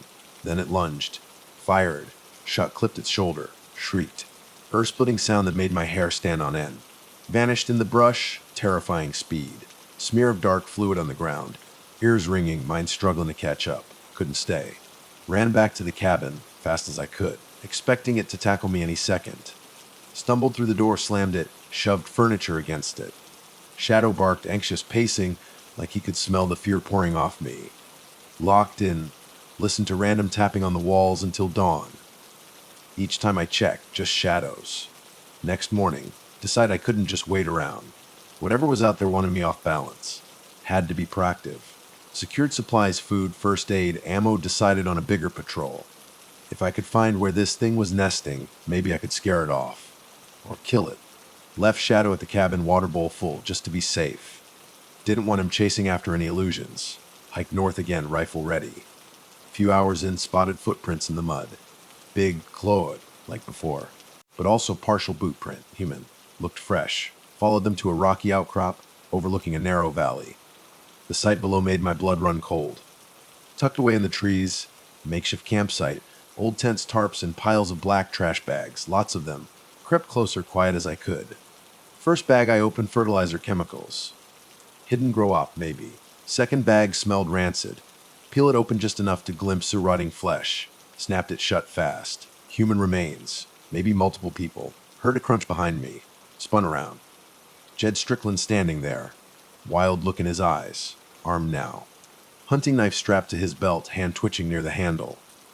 "You shouldn't have come here," he muttered, pulse hammering in my ears. "What is all this?" He spat on the ground. "Old traffic in drop point. I'm not involved anymore, but certain people still use it. You know how it goes. Rural county, no real oversight. Sheriff's on the payroll. Leaves us alone as long as things don't get too messy." Glared at him. Messy. There are bodies in those bags, Jed. Jed's eyes flickered. "That's not my work. That's something else's. We used to lose people all the time. Drug runners, smugglers. They'd vanish at night. We'd find bones. Bits of them in the morning. It's got a taste for blood, man. And you're in its hunting ground." Realized it then. Whole operation overshadowed by this unnatural threat in the woods. Predator that even hardened criminals didn't want to mess with.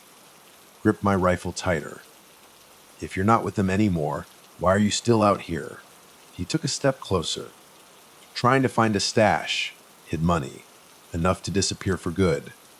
But you're messing around in things you don't understand. Why didn't you just mind your business?" Before I could answer, Jed lunged. Fist caught me on the jaw, stumbled back, almost dropped the rifle. Managed to bring the butt up, caught him in the ribs. He grunted but quick. Wrestled the gun sideways, swung again, dodged, adrenaline spiking. Not used to hand like this. Ambulance, yes, seen violence, but always had backup, sedation. Jed tried to yank the rifle free. Pulled the trigger, desperate. Shot went wide, echoed through the valley. Jed snarled in anger. Mind flashed, noise might attract that thing. Panicked. Shoved him back. Jed tripped over a root, went down. Pulled the gun back towards me. Shadow wasn't here. Alone. Jed scrambled to his feet, eyes blazing. "You brought the law on us, didn't you? Or you're gonna." Glanced at the black bags. Can't let that happen. Reached for his knife. Heart pounding, leveled the rifle at his chest. "Don't!" I yelled.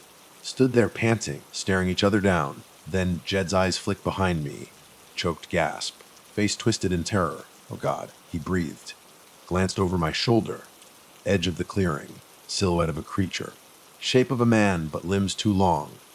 Same impossible footprints. And the face wrong. Couldn't see it clear in the shadows, but it reflected sunlight in a twisted, unnatural way. Let out a guttural hiss. Jed bolted, ran. So fast he almost tripped, crashed through the trees, gone. Creature didn't chase him. Instead, stepped into the clearing, inching closer. Hands shaking, rifle aimed. Breathing ragged. Thing studied me, tilting its head at this weird angle. That's when I heard it. Something impossible, my own voice. Coming from it. Softly repeating random words I'd said earlier, like it was practicing. Then it lunged. Fired. Shot clipped its shoulder. Shrieked. Earth-splitting sound that made my hair stand on end. Vanished into the brush, terrifying speed. Smear of dark fluid on the ground. Ears ringing, mind struggling to catch up. Couldn't stay. Ran back to the cabin fast as I could, expecting it to tackle me any second.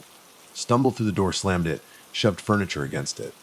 Shadow barked, anxious, pacing like he could smell the fear pouring off me. Locked in, listened to random tapping on the walls until dawn. Each time I checked, just shadows. That morning, I knew I couldn't just wait around.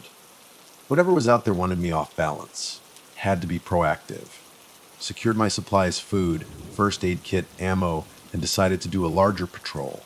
If I could figure out where this thing was nesting, maybe I could scare it off, or kill it. Left Shadow at the cabin with enough water just to be safe. I didn't want him running after any illusions. I hiked north again, rifle at the ready. After a few hours, I spotted footprints in the mud, large and clawed like I'd seen before, but there was also a partial boot print, human. It looked fresh. I followed them to a rocky outcrop overlooking a narrow valley. The sight below made my blood run cold. Tucked away among the trees was a makeshift campsite, a couple of old tents, tarps, and an extensive array of black trash bags piled on top of each other. I crept closer, trying to stay silent. The first bag I opened had fertilizer and various chemicals, evidence of a hidden grow operation, maybe. The second had something that smelled rancid. I peeled it open enough to glimpse rotting flesh and snapped it shut immediately. Human remains, possibly multiple people. I heard a crunch behind me and spun around. Jed Strickland stood there, a strange, wild look in his eyes. He was armed with a hunting knife strapped to his belt, and his right hand twitched near the handle. "You shouldn't have come here," he muttered. My pulse thundered in my ears. "What is all this?" I demanded. He spat on the ground. "Old trafficking drop point. I'm not involved anymore, but certain people still use it. You know how it goes, rural county, no real oversight. Sheriff's on the payroll, leaves us alone as long as things don't get too messy." I glared at him. "Messy. There are bodies in those bags, Jed." Jed's eyes flickered. "That's not my work. That's something else's. We used to lose people all the time, drug runners, some of the smugglers. They'd vanish at night. We'd find bones, bits of them, in the morning. It's got a taste for blood, man, and you're in its hunting ground." I realized the entire operation was overshadowed by this unnatural threat in the woods, a predator that not even hardened criminals wanted to tangle with. I gripped my rifle. "If you're not with them anymore, why are you still out here?" He took a step closer. "I'm trying to find a stash. I hid money enough to disappear for good. But you're messing around in things you don't understand. Why didn't you just mind your business?" Before I could respond, Jed lunged for me. His fist caught me on the jaw, and I stumbled back, nearly losing my grip on the rifle. I managed to bring the butt of it up, catching him in the ribs. He grunted, but he was quick. He wrestled the gun to the side and swung again. I dodged, my adrenaline spiking. I wasn't used to direct combat like this. On the ambulance, I'd seen violent patients, but we always had backup or sedation. Jed tried to yank the rifle free. I pulled the trigger in desperation. The shot went wide, echoing through the valley. He snarled in anger. My mind flashed with the possibility that the noise might attract the thing. Panicking, I shoved him backward. Jed tripped over a root, and I pulled the gun back toward me. Shadow wasn't here to help.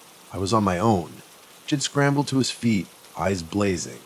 "You brought the law on us, didn't you? Or you're going to?" He glanced toward the black trash bags. "Can't let that happen, Doc." He reached for his knife. My heart pounded as I leveled the rifle at his chest. "Don't." I yelled. We stood there panting, staring each other down. Then, abruptly, Jed's eyes flicked behind me. He let out a choked gasp. His face twisted in terror. "Oh God," he breathed. I risked a glance over my shoulder. Standing at the edge of the clearing was the silhouette of a creature. It had the shape of a man, but elongated limbs, the same impossibly large footprints I'd tracked, and the face it was wrong. I couldn't quite see it in the shadows, but it reflected the sunlight in a twisted, uncanny way. It let out a guttural hiss. Jed bolted. He ran so fast he nearly tripped, crashed through the tree line, and was gone. The creature didn't chase him. Instead, it stepped into the clearing, inching closer to me. My hands shook, but I kept the rifle aimed. My breathing was ragged.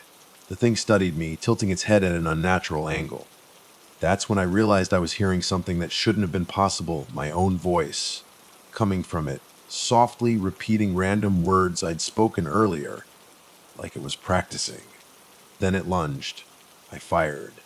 The shot clipped the creature's shoulder, and it shrieked an ear-splitting sound that made my hair stand on end. It vanished into the brush with terrifying speed, leaving behind only a smear of dark fluid on the ground. My ears rang, my mind struggling to cope with what I'd just seen. I couldn't stay. I ran back to the cabin as fast as I could, expecting at any moment for the creature to tackle me from behind, but I managed to stumble through the door, slam it shut, and brace it with furniture. Shadow barked anxiously, pacing around me as if he could smell the fear radiating off my skin. Near dusk, a pickup truck rumbled up the logging road. It was the county sheriff, Ed Miller, gruff man, thick mustache, mid-50s. I was so relieved to see a normal human being that I practically threw open the door. But Sheriff Miller didn't seem at all surprised by my panic or my story. He just listened with that glassy stare. When I told him about the creature, about the abandoned campsite, the bodies, he just shrugged. "People go missing out here all the time," he said. He looked down, noticing some dark stains on my boots, probably the fluid from the creature I'd shot. I realized with a jolt that his boots had a similar stain, almost dry, and it struck me maybe he'd been out there too, dealing with the same monstrosity or letting it do his dirty work. "What exactly do you want me to do, Hayes?" Miller asked. "Call the feds. They'll come in and shut down half the county. Folks around here don't need that." I stared at him, disbelief twisting my stomach. "But there are bodies," I insisted. "People have died." He curled his lip. "I'll make a note of it. Put up a missing person sign if we find a name. But I suggest you head back to the city. This place isn't for you." Anger flared in me. "So you're just going to let this continue?" The sheriff tapped the butt of his sidearm. "Sometimes the easiest way to protect a community is to let certain problems stay contained. Ain't no reason to cause a panic." He paused, then gave me a long, meaningful look. "If I were you, I'd pack up now, before you get in over your head." Then he turned, walked back to his truck, and drove off.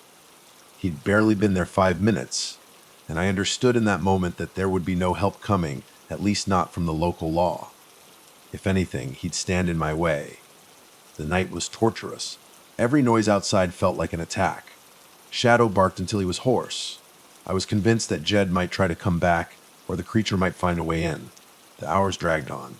Finally, near dawn, I dozed off in my chair, the rifle on my lap. I jolted awake to the sound of Shadow whining. The door was ajar. My heart hammered. I must have been so exhausted, I didn't hear it open. I raced outside, calling Shadow's name. Silence. The sky was gray with early morning light. My stomach's twisted. Frantically, I followed paw prints around the cabin. They led into the woods, along with footprints that were half human, half something else. I was terrified, but I couldn't abandon Shadow. I ran after them, ignoring the stabs of pain in my legs and chest as brambles cut at me. After a mile or so, I heard barking. Shadow. My relief was short-lived, though, because the bark sounded off, like it had been slowed down and distorted. Another bark came from a different direction entirely. Then the two barks overlapped, echoing through the trees. My mind reeled. I pushed on, stumbling over roots and fallen branches. Finally, I broke into a small clearing. Lying against a tree trunk was Jed Strickland's body, impaled on a jagged branch, chest torn open. His face was gone. I gagged, staggering back. It was as if something had peeled the skin from his skull and left it to the elements. I shook all over. This was the second human corpse I'd found in the past week. Then I heard Shadow whimper. I whirled around. A figure stood at the edge of the clearing, holding Shadow's limp body in its arms. My sweet dog, still breathing but unconscious. The figure's face looked half like a man's, half like a distorted mask of gristle and fur. Its mouth parted, revealing stained teeth. Its eyes locked onto mine. Rage overwhelmed my fear. I raised my rifle and fired, but the figure blurred away at impossible speed, carrying Shadow with it.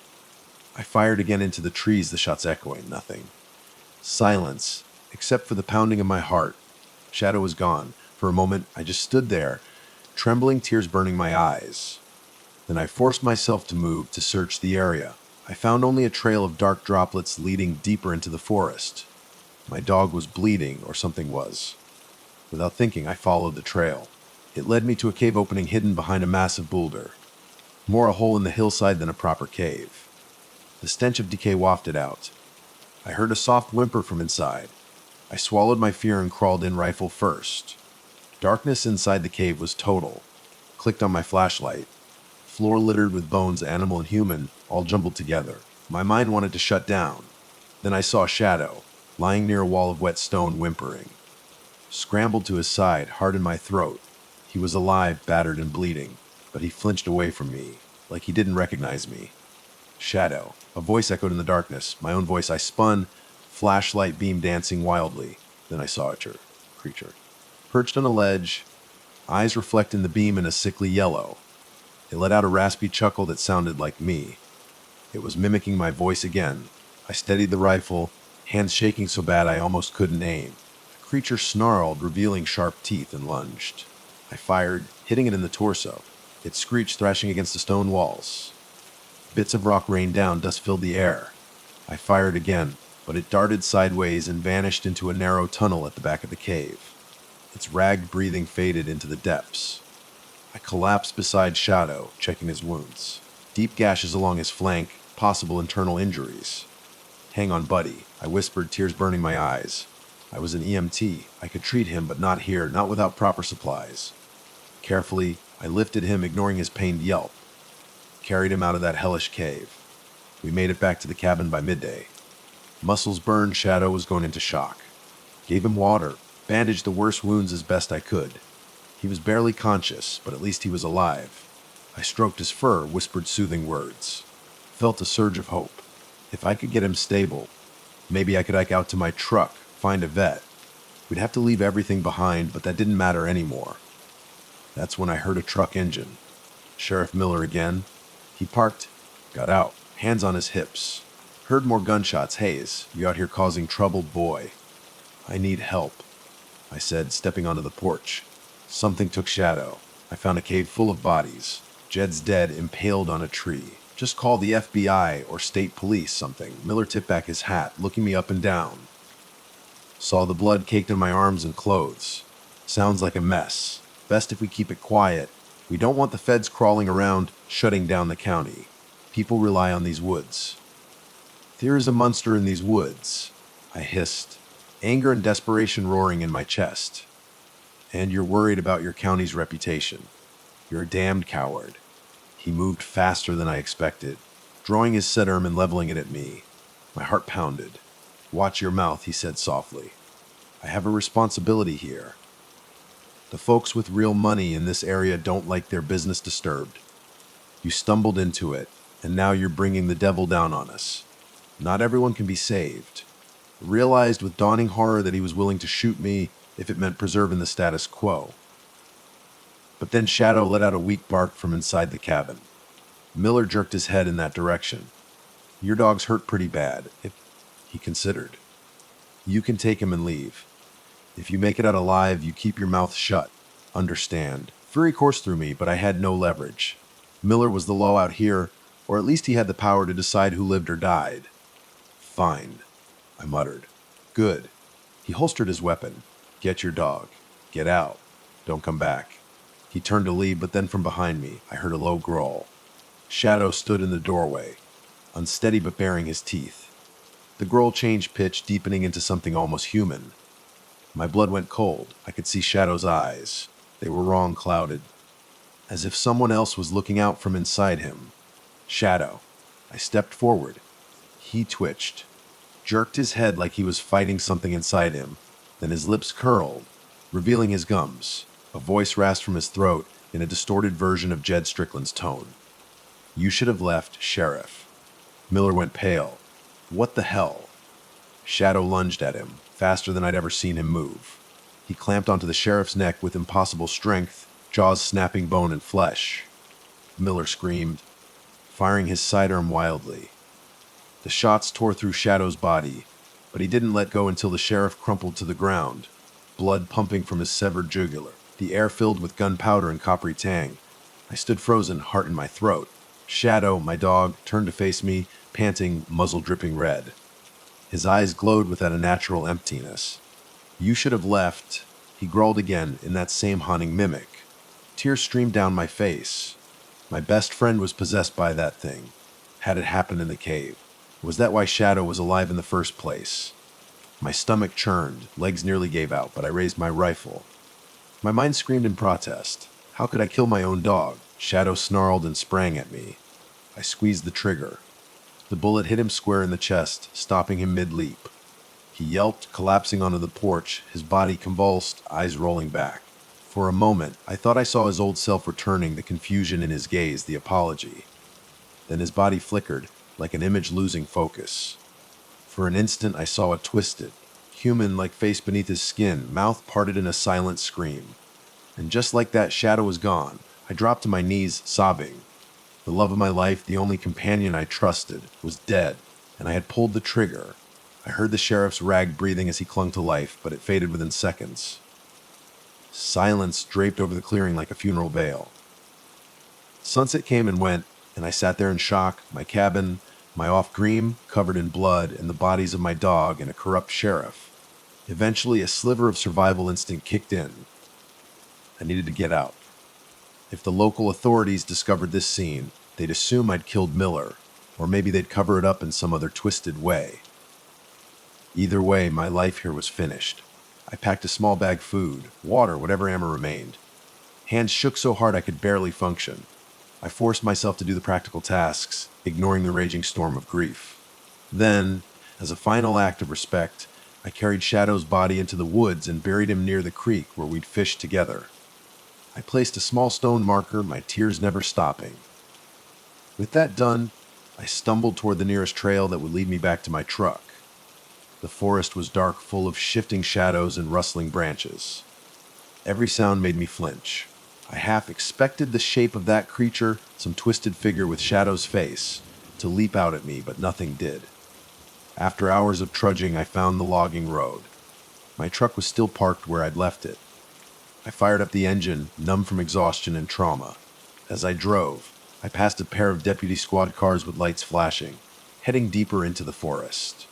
Perhaps they were responding to the gunshots. If they tried to track me down, maybe they'd find only more carnage. I reached the highway around dawn. The weight of what I'd seen, what I'd done, crushed me. Every time I closed my eyes, I saw Shadow's final moments, or Jed's flayed face, or that monstrous silhouette in the cave. I drove until I couldn't stay awake, pulling into a deserted rest stop, shaking and delirious. I wish that was the end, but the nightmares followed me. Every night, in some of them. I'm still in that cave, the bones clacking around me as the creature's voice, my voice, whispers in the dark. In others, Shadow comes back to me, but his eyes are vacant, and he tries to speak with a dead man's voice. I tried to report it once to the state police. They took my statement politely, but I could see it in their eyes, the disbelief, the pity. No official investigation ever came of it, at least none that I know about. Maybe Sheriff Miller's replacements decided to keep the same code of silence he had. Maybe they found the bodies and sealed it all away under some hush-hush classification. I'll never know. I've spent months trying to rebuild my life away from the forest and its dark secrets. But every so often, late at night, I hear a distant bark that sounds like Shadow. And I remember how a shape with two long limbs and empty eyes once stood outside my cabin, mimicking the only friend I had left in the world. All I can do now is warn people don't go to Blackwood National Forest alone. If you do, don't stay after dark. And if you hear your own voice, or a loved one's voice, calling from the woods, run. Run and never look back. Because there's something there that shouldn't exist.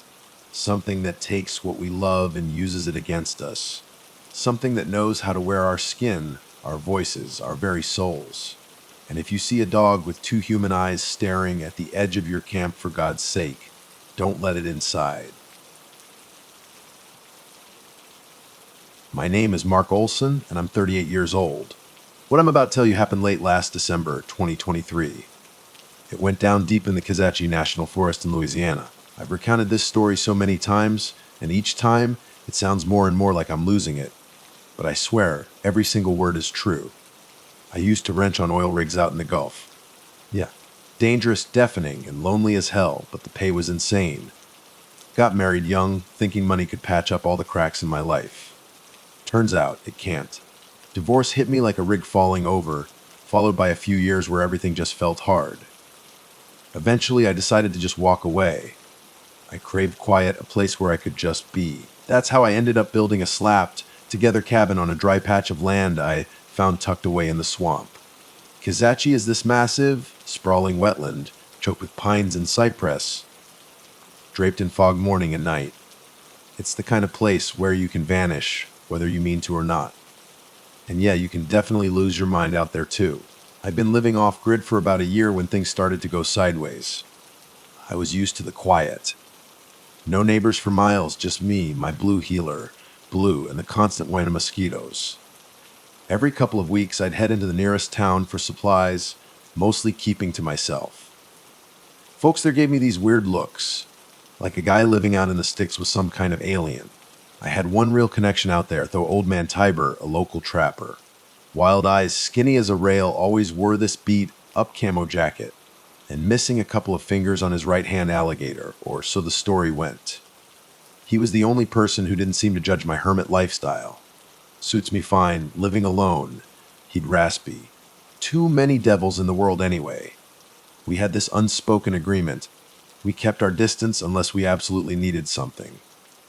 The first real sign that things were going wrong showed up on a damp, gray afternoon. Blue and I were checking my lines for catfish along a narrow creek.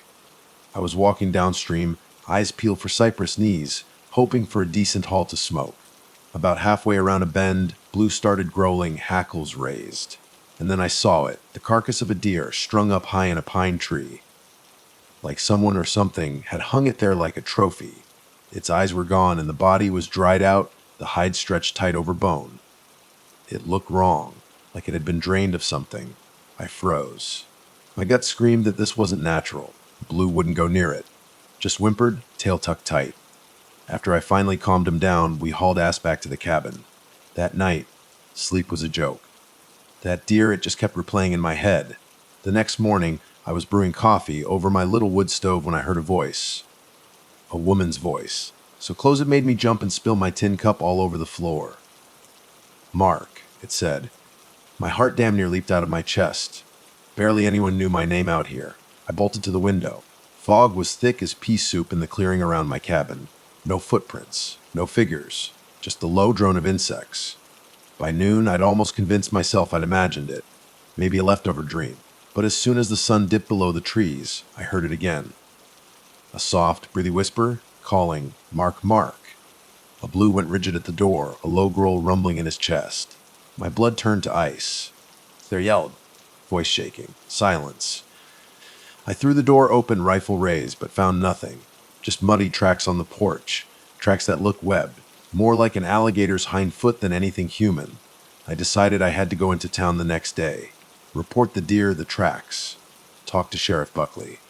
That was my first mistake, trusting Sheriff Hank Buckley. He was a tall, lean man with these deep-set eyes and a permanent scowl etched on his face. Everyone in town knew he was dirty on the take somehow. Rumor was he was pocketing cash from poachers and maybe even some small-time drug runners. But who else was I supposed to tell? I told Buckley what I'd seen. He leaned back in his chair, gave me this bored look, and scratched at his jaw. Deer die in the forest all the time, Olson, he drawled. Hawks drag them up into trees, or they get snagged in floods. Hawks don't hang deer like that. I shot back, trying to keep my voice level. Well, I'll send a deputy out there someday, he said, dismissive as hell. You should keep your head down, Olson. Ain't good to go poking your nose into every little thing out in the woods. It was clear I wasn't getting any help from him. I left the station and on my way out of town, I bumped into Old Man Tiber. He saw something was eating at me. What's got you all twisted up, boy? He asked. I told him about the tracks, about the deer. Tiber's face went pale. Mark, he whispered, grabbing my arm, his grip surprisingly strong. You best stay away from the Deepwoods. There's things out there, things that don't like being seen. I wanted answers, but Tiber just shook his head, his eyes darting around like he was afraid of being overheard, even on a deserted street. Then he just melted away between the buildings like a ghost. I drove back to my cabin with this heavy knot in my stomach. A few days later, I stumbled onto a different kind of trouble. I was scouting a new area for fish traps when I found this maze of cypress trees that formed a kind of natural tunnel. I'd never been this deep into the swamp before. As I paddled through, I caught sight of something unnatural, tarps stretched over wooden frames, half hidden by brush. Then I saw a makeshift dock, loaded with plastic barrels. A small motorboat was tied up there. Two men stepped out of the trees. Each one was carrying a shotgun. They saw me instantly. No turning back. One of them, lanky, greasy blonde hair, aimed his shotgun right at me. "Stop right there," he barked. His brother, shorter, with these wild, darting eyes, racked the slide of his own weapon. I raised my hands, heart hammering against my ribs. "Name's Mark Olson," I said, trying to sound calm. "Live near here. Just scouting for fish. Didn't mean to trespass." "You got no business here," the taller one snarled. "This is our territory." I'd heard whispers of drug operations out in Kazachi, but I never wanted to actually meet them. These had to be the Reeves brothers. Caleb and shit. I couldn't remember the other one's name. Word around town was they cooked meth or something out in the swamp. "You see anything you shouldn't?" The shorter one, Caleb, asked, eyes narrowed to slits. "Don't even know what I'm looking at," I lied. "Go." They exchanged a look. The taller one, maybe that was Seth, lowered his gun a fraction. "You stay off this water," he warned. "Otherwise, you ain't making it back." I didn't say a word. Just paddled like hell, my back prickling half, expecting buckshot to tear through me any second. Once I was a safe distance away, I steered the canoe back towards my cabin. I felt this weird relief, thinking, okay, that's the real threat. Drug runners, not ghosts or swamp witches. I was so damn wrong. That night, a storm blew in. Lightning lit up the swamp in flashes, and the rain hammered my tin roof. Wind howled through the pines. Sometime past midnight, Blue started barking like he'd lost his mind. I jumped up, grabbed my rifle. Lightning flashed through the window, and I saw something floating on the water near the bank. I ran out, ignoring the downpour, and found a half-submerged skiff, drifting, snagged on the reeds. Inside was a man. His body was bloated, skin gray and slick with rot. His face was twisted in this silent scream of terror. His arms were bent at impossible angles, and what was left of his torso was riddled with bite marks. My stomach lurched. Blue growled, low and menacing. I wanted to call the sheriff, but after Buckley's reaction earlier, I knew better. Still, a body was a body. Storm or not, I dragged the skiff onto higher ground. By the time I got a closer look, the man's jaw was practically hanging off. I pooped into the reeds. The stench overwhelming. I'd worked on oil rigs, seen gruesome accidents, but nothing like this. When the sun finally rose, I finally screwed up the courage to push the skiff back into the water and guide it downriver. Someone had to see this. But when I reached the nearest muddy boat ramp, it was deserted. Not even a fisherman in sight. My brain screamed at me to haul it straight to Sheriff Buckley's office, but that felt like signing my own death warrant. So, I left the boat and the body there. Then drove into town to find Old Man Tiber. If anyone knew what to do, it'd be him. I stopped by the little shack Tiber used as a home, tucked behind a boarded-up gas station. Empty. Inside, I found a lantern still lit, a pot of stew still warm on the stove. Tiber was gone. And then I noticed his rowboat was missing from the post he always tied it to. Later that day, Tiber's boat turned up, belly up in the swamp. Tiber was nowhere to be found. The same day, I tried one more time to talk to Sheriff Buckley. When I told him about the body, he stared at me, long and hard. Finally, he said, "We found it. Guy went missing from over in Natchitoches Parish. Best I can tell, could be Gator got to him. We'll take it from here."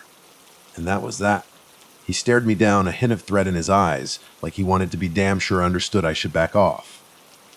"You do well to stay quiet, Olson," he added. I drove home in a daze.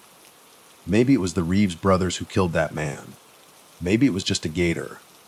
But something deep down told me it wasn't that simple. My mind kept circling back to the deer hanging in the tree, the web tracks, the voice calling my name in the night. A few nights later, everything went sideways fast. I was dead asleep when a splash outside jolted me awake.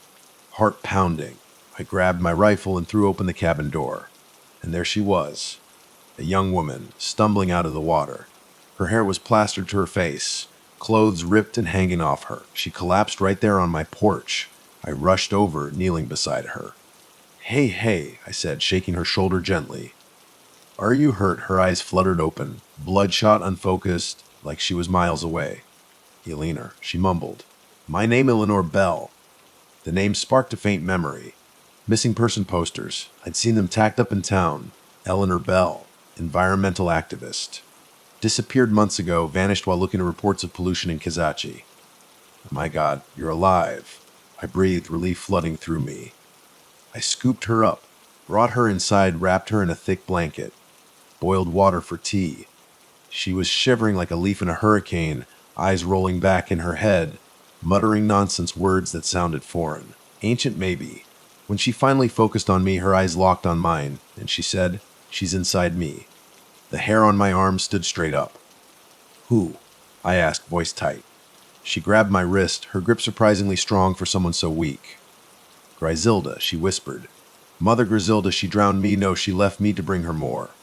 Her head jerked back, and she let out this guttural moan, then just fainted. Went limp in my arms. Blue, who'd been watching from the doorway, whined, tail tucked tight between his legs, trembling. I was way out of my depth here. Way out. But I couldn't just leave her like that. I decided to wait until morning, then try to get her to the clinic in town. Maybe Doc Henderson could make sense of this. I dozed off in the chair, rifle across my lap. Next thing I knew, it was just before dawn and I heard movement behind me. I sprang up, heart hammering. Eleanor was standing in the center of the room, soaking wet again, but the blanket was dry on the chair. Her hair hung in dripping ropes, like she just walked straight out of the creek. You shouldn't have let me in, she whispered.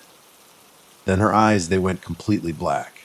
No pupil, no iris, just black, like staring into a hole in space. I lunged for my rifle, but she was on me before I could even shoulder it. Grabbed my arm, twisted it behind my back. The strength in her skinny frame was unreal, like she weighed nothing and everything all at once. She pinned me to the floor, my face mashed into the rough wooden planks. Pure terror, cold and sharp, surged through me. And then, just as fast as it started, she let go. Stumbled back, her eyes flickering, color bleeding back into them, hazel again. She looked down at her hands, horrified. Help me, she whispered. I didn't even have time to answer. She collapsed again, unconscious. Daylight came, and I knew I couldn't wait any longer. I laid Eleanor in the canoe, covered her with a tarp, and started paddling towards the dirt road that led to the highway. The trip was tense as hell. Cypress knees jutted out of the black water like jagged teeth, and every ripple, every rustle of leaves made me jump. About a mile downstream near a cluster of swamp oaks, I saw a beat-up old fishing boat. I recognized it instantly, Old Man Tiber's, tied to a low-hanging branch, drifting aimlessly. My breath caught in my chest, Tiber. I called out, my voice echoing across the still water. No answer. I pulled the canoe alongside and peered into Tiber's boat. He wasn't there, but what I did see made me recoil. The inside of the boat was spattered with blood. Thick, dried, black blood. And there were scratch marks gouged into the sides, like he'd fought something tooth and nail. My gut churned. I wanted to search for him, but Eleanor's condition, I had to get her help. I paddled on, pushing harder, faster. Not long after, I reached a muddy bank that led to an old dirt road. I knew it would eventually connect to the highway. I carried Eleanor on a solid ground, tied the canoe to a cypress trunk with a chain I kept for emergencies, and started trekking towards my truck, parked about a half-mile away. That's when I heard it, a truck engine, and then I saw them, two figures standing around my pickup, the Reeves brothers. My heart sank like a stone. They spotted me, and Seth Reeves let out a low whistle. Well, look who's wandered back into the wrong place, he called out, grinning, showing teeth that were just a little too sharp. I don't want any trouble, I said, keeping my hands visible. Just need to get this woman to a hospital. Caleb Reeves, the shorter, wilder-looking brother, peered over my shoulder at Eleanor, still unconscious on the ground. She don't look so good, does she? He sneered. Shoulda left her where you found her. They moved to block my path. I saw the shotguns racked in the back of their truck. My mind raced, trying to find a way out. Listen, I said, trying to keep my voice steady. This isn't about you or your business. If she dies out here, that's a problem for everyone. Caleb glanced at Seth. They exchanged that silent, creepy brother speak. A coldness settled in their eyes that made my skin crawl. "We don't need no-do-gooders or cops out here poking around," Caleb said, his voice low and dangerous. "If she goes into town, the sheriff or worse, them feds might start looking closer at our operations. That's bad for business."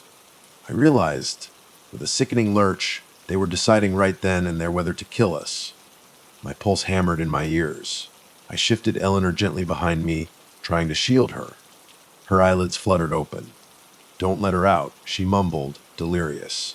"Don't let her." Suddenly the air shifted, like the swamp itself drew a breath. And then a voice, not Eleanor's, but a rasping, ancient voice came from her throat. "The swamp chooses who it devours." It rasped, the words thick with something cold and wet. "Will you join me, children?" Caleb and Seth froze, shotguns half raised. Before anyone could react, Eleanor lunged at Seth. Slender arms locked around his thick neck. I swear to God, her feet weren't even touching the ground. She lifted him clean off his feet, shrieking like a banshee. Seth's eyes went wide with absolute terror as her hands tightened. I should have been horrified, but I was just paralyzed, watching. "Stop," Caleb bellowed, but he couldn't get a clear shot. Blood spurted from Seth's mouth. His shotgun clattered to the ground. With a sickening crack, Eleanor snapped his neck. She dropped him like a rag doll. Caleb screamed, firing his shotgun wildly. I ducked, dragging Eleanor down with me. The shot flew over our heads, shredding pine needles. In Eleanor's eyes, I saw that unearthly blackness again. But she seemed stunned, like whatever had taken hold of her was reeling from the effort. She slumped in my arms, heavy and limp. Caleb, face twisted with rage, pumped the shotgun, ready to fire again. I did the only thing I could think of. I grabbed Seth's fallen shotgun, fumbled with it, aimed. We locked eyes for a split second. I thought we were both going to die right there. But then Caleb just screamed, "Murderers," and ran, stumbled, crashed, and vanished into the swamp. I let out a shaky breath, my heart hammering like a drum solo. I hadn't meant for any of this to happen. Seth Reeves' body lay twisted on the ground, eyes staring blankly up at the sky. Eleanor was limp, face pale. I had to get the hell out of there. Somehow I managed to load Eleanor into my truck and start driving towards town. I didn't even know where I was going to take her, probably the tiny clinic in town, but as we neared the highway, a patrol car sped up behind me, lights flashing. Sheriff Buckley. My blood turned to ice. I pulled over, carefully placed Seth's shotgun on the floorboards. Buckley got out of his cruiser, hand resting on his sidearm. 2 deputies flanked him, faces grim. Well, Olson?" The sheriff drawled, his voice thick with menace. "We got a call about gunshots. Care to explain why your passenger's covered in blood?" I swallowed hard. "She's sick," I stammered. Something possessed her. She killed Seth Reeves, sheriff. Self-defense. Buckley's jaw tightened. "Reeves was a friend of mine," he said, each word clipped. "We had a good arrangement. Now I got one man dead and you with your hands all over the scene. Doesn't look good for you, Olson."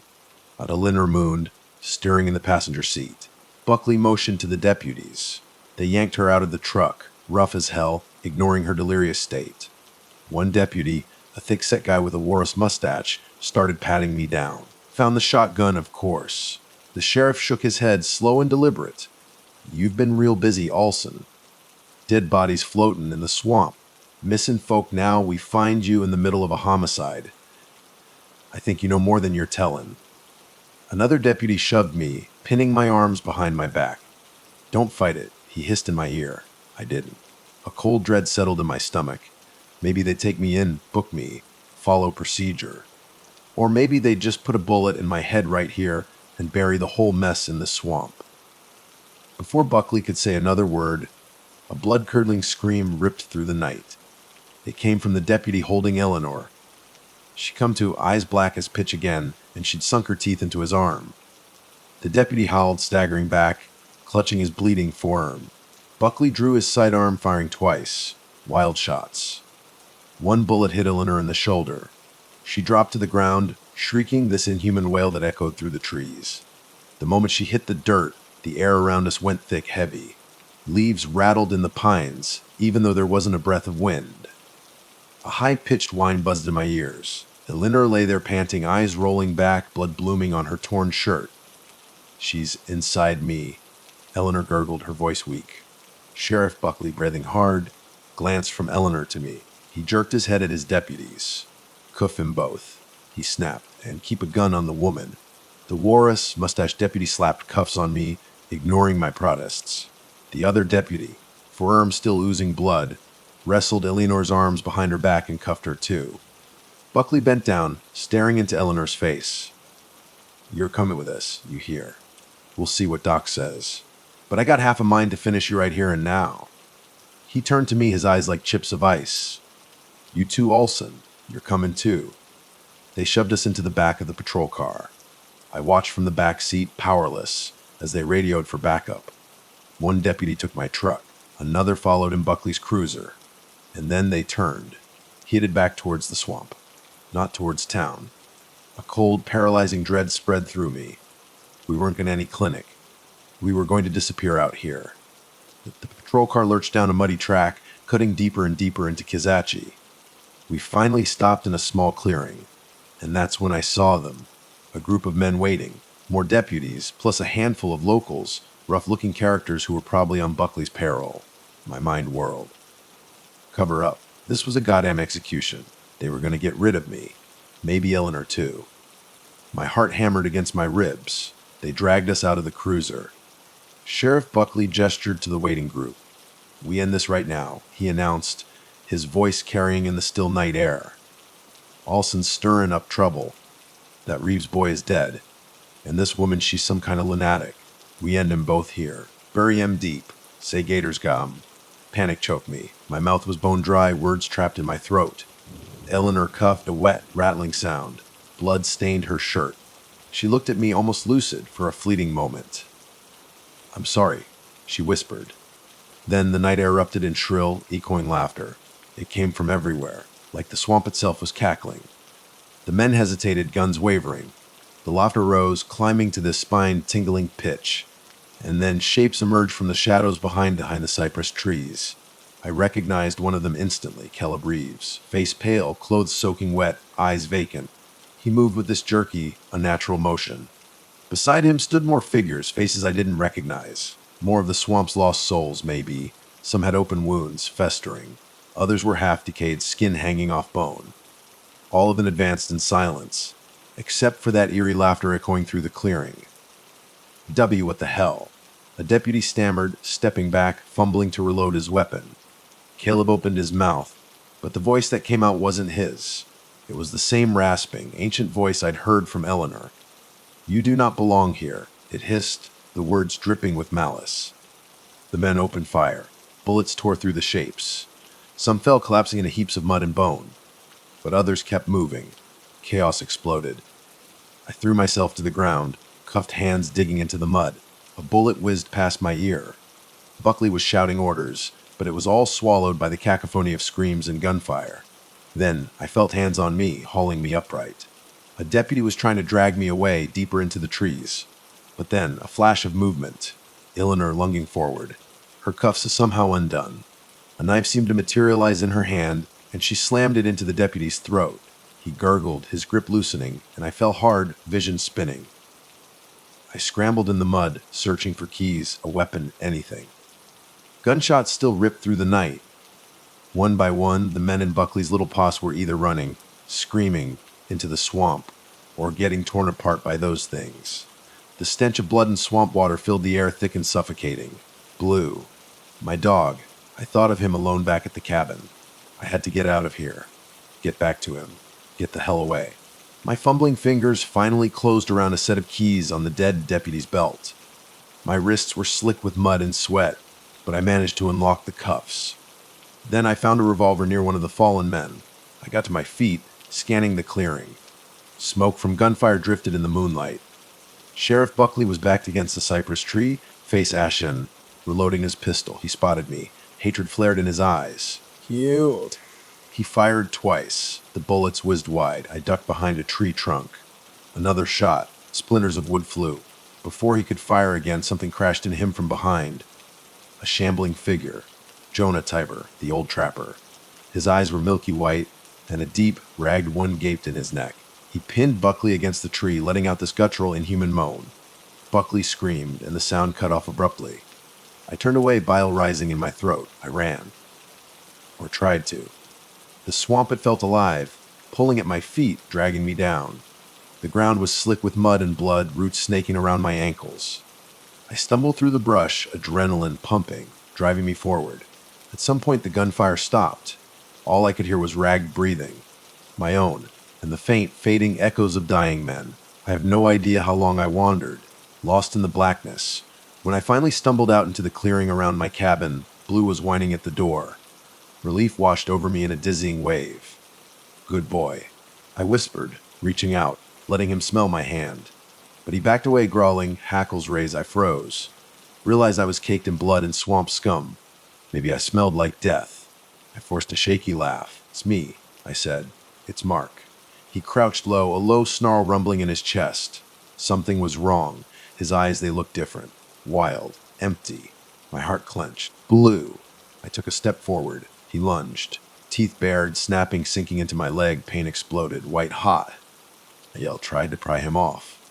His eyes, they were almost black. Like the blackness I'd seen in Eleanor. No, I gasped. I still had the revolver clutched in my hand. I didn't want to do it, but he was locked on, tearing flesh. My leg buckled. Tears blurred my vision as I pressed the muzzle to his head and fired. He collapsed instantly. I fell back against the cabin steps, blood pouring from the wound in my leg. Everything spun. I screamed until my throat burned raw. Blue, my only companion, gone. I wrapped my leg in a makeshift bandage, ripped from my shirt. I wanted to bury my dog properly, but I was too dizzy, too weak from blood loss, sluggish. I must have passed out right there on the porch. When I woke, it was morning. I limped to my truck, fueled by a single thought: get away. I drove like a madman towards town, my leg throbbing, vision swimming. I almost blacked out twice, but I made it, pulled up in front of the clinic. Off, hoping for help. Instead, the moment I stumbled out of the truck, a wave of law enforcement vehicles surrounded me. County police, unmarked cars, men in suits, FBI, by the look of them. I collapsed to my knees, exhausted, delirious, hands in the air. Someone shouted. I raised my shaking arms. They dragged me into an ambulance. My consciousness flickered in and out. I recall bits and pieces. Agents talking in low voices, referencing bodies, drug operations, missing persons. They asked me questions about the Reeves brothers, about Sheriff Buckley. I was in no shape to answer. After the hospital stabilized me, the interrogation started. They accused me of multiple murders. Old Man Tiber, Seth Reeves. A dev my dog. They said Kizachi had been declared a contamination zone. Some nonsense about toxic algae blooms. That's why the FBI was there, they claimed. The more I tried to explain about Mother Griselda, about possession, the more the agents just exchanged these knowing glances, writing me off as a lunatic. They concluded I'd gone on some kind of drug-fueled rampage. No mention was made of Sheriff Buckley or his men. No mention of Eleanor Bell. No mention of anything that actually happened. They locked me in a county jail cell. Days blurred into weeks, a haze of questions and sedation. None of my answers satisfied them. Eventually, a suited agent with a stoic face came to my cell. "Mr. Olson," he said, his voice flat and motionless. "We have reason to believe your story is incomplete. We're going to take you to a federal facility for further evaluation. This is bigger than you think." I just stared at him numb. A federal facility. Was that code for indefinite detention? Part of me wondered if I should be relieved, or terrified. At least I'd be out of that cell. I had no fight left. On my last night in that dingy cell, sleep wouldn't come. My leg throbbed, and the memory of Bluevit just haunted me. The flickering overhead light hummed softly. Then, in the silence, I heard it again, her voice. A dry whisper, drifting through the vent near the ceiling. "Mark," it breathed, drawing out my name, each syllable like a cold finger tracing my spine. I scrambled up onto the bunk, pressing my ear to the vent. "Who's there?" I hissed, heart racing. Silence. Then the voice, so close now, whispered. "You shouldn't have let me in?" My blood ran cold. My breath hitched in my throat. The vent rattled just for a second, like something was crawling through it. And then I caught a glimpse. A pale, wrinkled face pressed against the grate, the eyes black as tar, smiling at me. From behind the vent in the shadows, a face I somehow knew. Mother Griselda herself. Then it was gone, leaving only the faint echo of laughter in the air. I climbed down, shaking. I wished I could say it was a dream, but the latter, it still rang in my ears. And I realized, with a sense of finality that chilled me to the bone, that it didn't matter where they took me. Wherever I go, the swamp and what lurks within it will follow. Because once you've let her in, she never truly leaves. That's my story. No one believes me, of course, and I don't blame them. But every night, even in this locked cell, I hear her. The old, vengeful spirit that haunts Kizuchi. She's always whispering my name, reminding me that the swamp never forgets, and it never lets go. My name is Sarah Jenkins, and I'm 28 years old. This happened back in August of 2023 at a place called Shadow Creek Lake, somewhere in the southern U.S. To this day, I still can't fully wrap my head around how I got away or why I was allowed to leave. But every single detail is burned into my memory, a horror reel I wish I could erase. I went there with my boyfriend, Mark Thompson, and my best friend, Emily Carter, for what was supposed to be a chill weekend trip. Mark was obsessed with exploring abandoned places for his YouTube channel. He called it Paranormal Urban Exploring, which was a bit of a joke since we'd never actually caught anything even remotely supernatural. I always saw it as more of a quirky hobby than a serious life pursuit, but Mark was pushing hard to grow his audience. He was convinced Shadow Creek Lake was going to be our big break. This place is different, Sarah. He'd insisted, his eyes gleaming with that familiar manic energy. Dozens of rumors, unsolved disappearances, a half-submerged shack in the middle of the lake, no one even dares to go near it. But Emily, who was 25, wasn't exactly Mark's biggest fan. She thought he was reckless and full of himself, but she tagged along because, well, Emily and I were practically sisters. She was a vet, kind-hearted and patient, and she'd said she'd come just to make sure I didn't do anything too stupid with Mark's crazy ideas. When we actually arrived at the lake, I realized we weren't alone. We met this guy, Ben Carter. He was maybe 32, built like a linebacker, with this military posture and a shotgun slung over his shoulder. My first thought was park ranger or something, but he explained he was a local fisherman, ex-army, lived in a small cabin not far from the lake. He was out checking the water and said we'd picked a weird time to camp.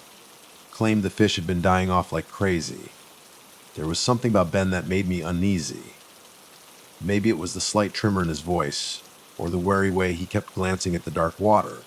He warned us that Shadow Creek Lake had a bad reputation, and that old half-submerged shack was even worse.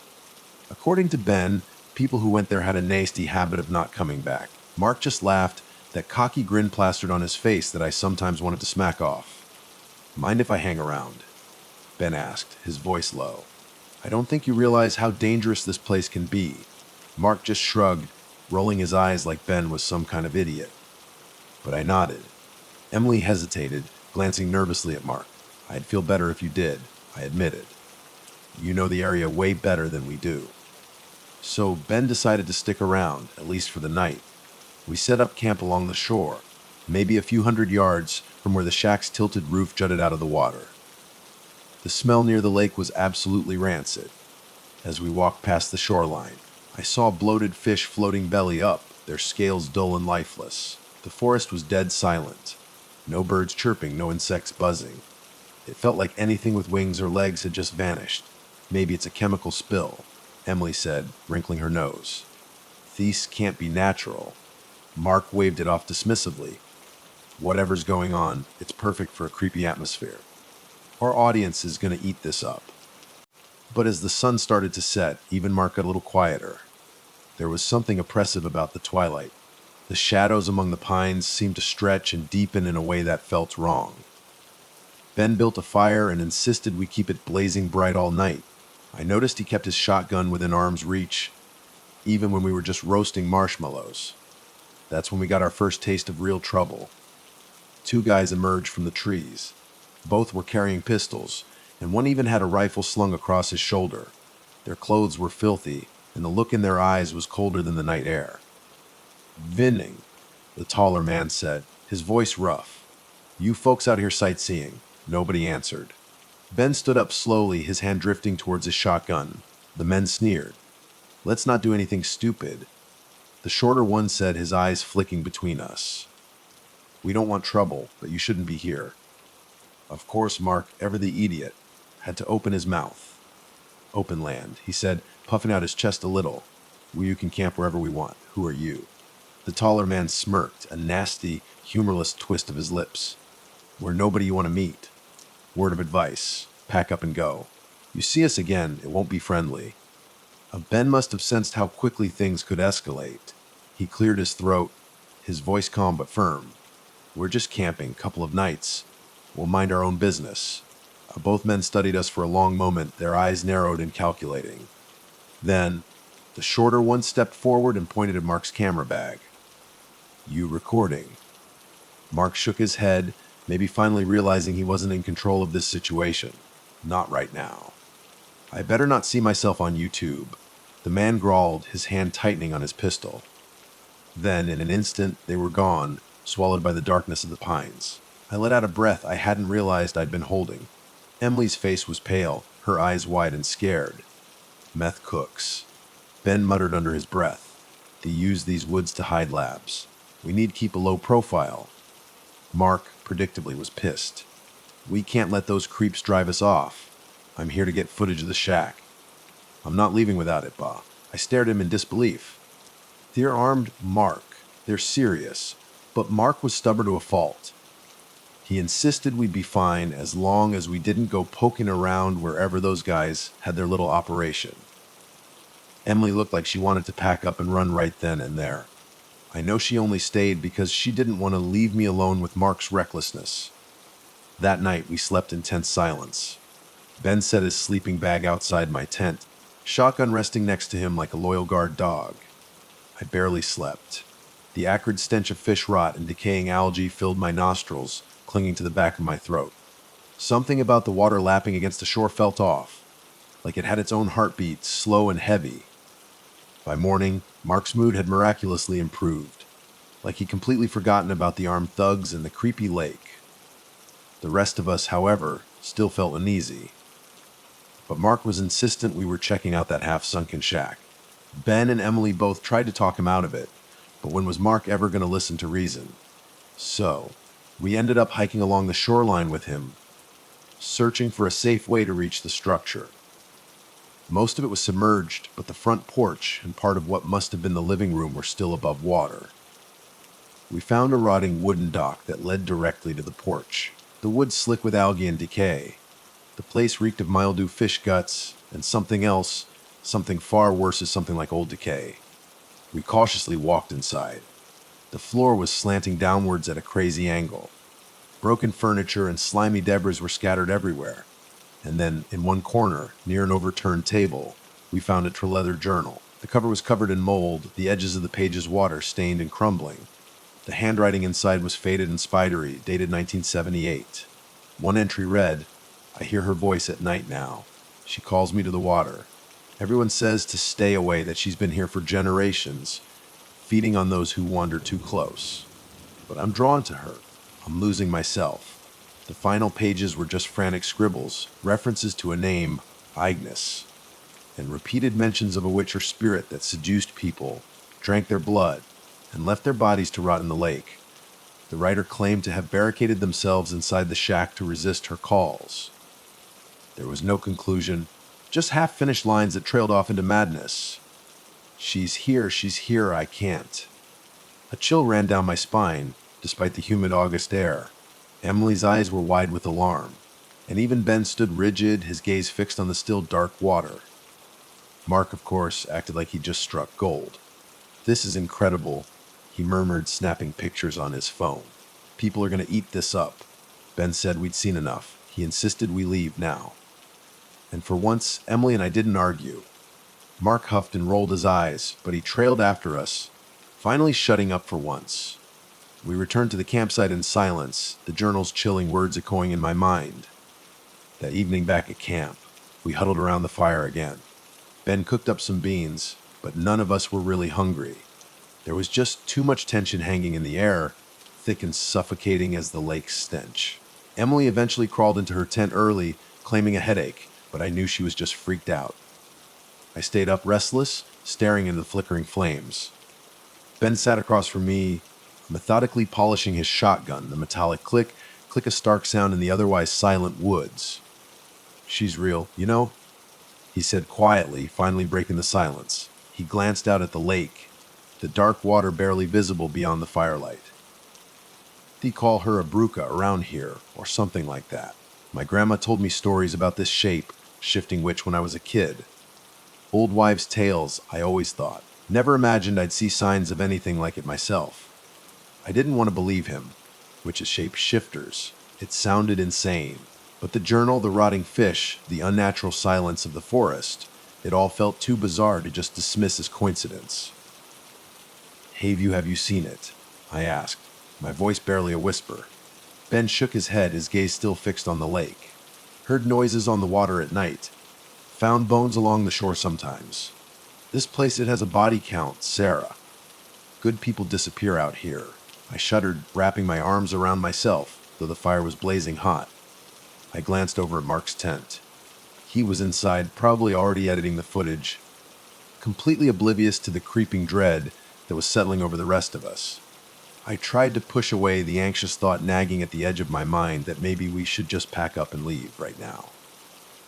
But a part of me, a terrified, logical part, worried that we wouldn't even make it back to the car. Not with those meth dealers possibly watching, and whatever else was out there. I finally gave up and went to sleep sometime later, exhaustion winning out over fear. Maybe it was a few hours, maybe less. Then I heard it, a distinct splash from the lake, followed by the unmistakable sound of footsteps crunching on leaves and twigs just outside my tent. A muffled voice called out, too low to make out the words. Groggy and disoriented, I cautiously stuck my head out of the tent. Mark's tent was open and empty, the flap flapping gently in the night breeze. He was gone. And so was his camera bag, I realized with a jolt of panic. Ben was already stirring, sitting up quickly, his shotgun instantly in his hands. "Where's Mark?" he asked, his voice sharp and alert. I think I heard him by the dock. I whispered, my heart hammering against my ribs. He must have gone back to the shack, to film more. Ben cursed under his breath, a string of muttered expletives that painted a vivid picture of his opinion of Mark's intelligence. He woke Emily, shaking her gently. She sat up, blinking sleepily. Then her eyes widened as she took in the tense atmosphere. "What's going on?" she mumbled, rubbing her eyes. "Mark's gone to the shack," Ben said grimly, already grabbing his flashlight. Emily's face went from sleepy to furious in about 2 seconds flat. "He's insane," she hissed. "He's going to get himself killed." The three of us trudged down to the shore, flashlights bobbing nervously over the mossy rocks. The water was eerily calm, black as ink under the sliver of moonlight that managed to penetrate the dense tree canopy. The half-sunken shack was barely visible in the darkness, a jagged silhouette against the horizon. We followed the rotting dock, each step creaking ominously under our weight, bracing ourselves for the stench in the slick, treacherous wood. And then we saw them, or rather we saw him and her, Mark and a woman in white, standing in the doorway of the shack. She was tall, impossibly pale, wearing a threadbare dress that clung to her body like a wet shroud. Long black hair dripped water onto the warped porch floor. Mark was speaking to her in low, hushed tones, his posture stiff like he was completely entranced. The woman agged and something in my gut screamed, slowly looked up, her head tilting in our direction. Even from a distance, in the dim moonlight, I could see her eyes were wrong, pitch black, swallowing all the light. I felt my stomach twist into a cold knot of dread. "Mark," Emily shouted, her voice cracking with fear. "Get away from her." He turned, and in the beam of my flashlight, I could see this manic, feverish gleam in his eyes, a wildness I'd never seen before. He raised his hand as if to wave us away, but then, shockingly fast, he lunged at Emily, his movements jerky and unnatural. Ben reacted instantly. He fired a warning shot into the air, the sound deafening, echoing across the still lake like a thunderclap. It made Mark hesitate for half a second, his eyes flicking towards Ben, momentarily confused. But then, that feverish focus returned, and he attacked Emily with a strength I never knew he possessed. They crashed into the shack wall, the rotting wood groaning under the impact, water sloshing around their ankles. Emily screamed a high-pitched, terrified sound, trying to push him off, but he was like a man possessed. His face was twisted, contorted into something unrecognizable, almost animalistic. Ben had no choice. He fired again, this time aiming low, hitting Mark in the leg. Mark let out a howl of pain, a raw, guttural sound that echoed across the water and collapsed onto the wet floor. But Agnes was already moving. Silent as a shadow, she glided forward and grabbed Mark by the arms, her grip surprisingly strong. She started dragging him deeper into the flooded part of the shack, her black eyes locking with mine. And in that moment, I felt it. A pull, like she was beckoning me to follow, an invisible cord tugging at my soul. Every instinct in my body screamed to run, to get as far away from this nightmare as possible. But I was frozen, paralyzed by fear and something else. Curiosity. Horror. I don't know. Ben shouted, pumping another shell into his shotgun, the sound snapping me out of my trance. He fired at Agnes, the blast erupting in a spray of splinters and water. But it was too late. She vanished beneath the surface, pulling Mark down with her. For a few seconds, the water flooded and churned, disturbed by the struggle. And then silence. All was still again, except for the echoes of Mark's screams replaying in my head, a gruesome soundtrack to the moonlit horror show. We stumbled back onto the shore, Emily trembling uncontrollably, tears streaming down her face. Ben was panting, every muscle in his body tense, his shotgun still raised and ready. I stood numb, a cold, hollow dread gnawing at my gut. He's gone, Emily said softly, her voice barely audible. Ben didn't say anything. He just slowly lowered his shotgun. His gaze locked on the water where Mark had disappeared, as if willing him to somehow resurface. But we all knew deep down that Mark was gone, swallowed by Shadow Creek Lake and whatever unholy thing dwelled within it. We stumbled back to our campsite, moving like ghosts in a daze. Emily was a mess of sobs and shivers, and even Ben, who'd been so stoic all night, looked shaken as core. I just felt empty, numb, like all the blood had drained out of me, leaving behind nothing but cold, hollow dread. We have to leave. Emily choked out, her voice thick with tears. Right now, we have to get out of here. Ben and I both agreed, instantly. There was no question about it. We had to get away from Shadow Creek Lake, as far and as fast as humanly possible. But we still had to pack up our gear. The thought of going back into the woods, even for a few minutes, made my skin crawl. But we couldn't just leave everything behind.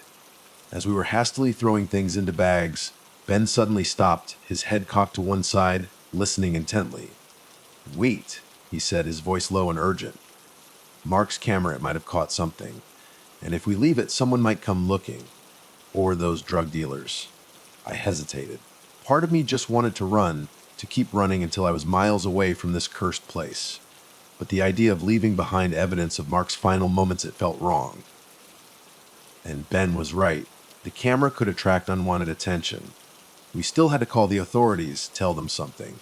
Maybe they'd even want the footage if it wasn't completely waterlogged. So, in a grim, silent haze, we trudged back towards the shack. We found Mark's camera bag half, buried in the mud near the porch entrance, like it had been tossed aside in a hurry. As Ben picked it up, Emily noticed something we'd missed before, a rickety, looking wooden door in the back of the shack, half hidden in the shadows, leading down to what looked like a basement.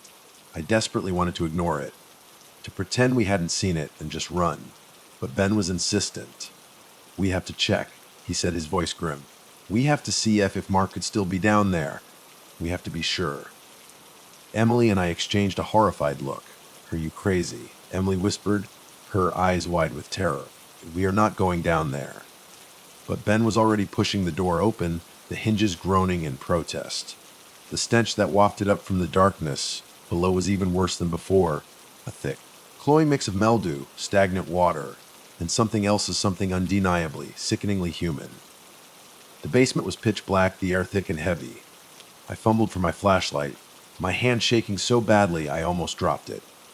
The beam cut through the darkness, illuminating damp, mossy stone walls and water stains that crept halfway up the rough, hewn timbers. And then Emily gasped, a sharp, strangled sound that echoed in the confined space. In one corner, illuminated by our shaky flashlight beams, there were piles of bones. Human bones. Some picked clean, bleached white by time and water, others still partially decomposed, scraps of fabric clinging to them like ghostly shrouds. The sight made my stomach lurch, bile rising in my throat. On a nearby overturned table, Polaroid photos were scattered like macabre playing cards, all water damaged and faded, but still recognizable.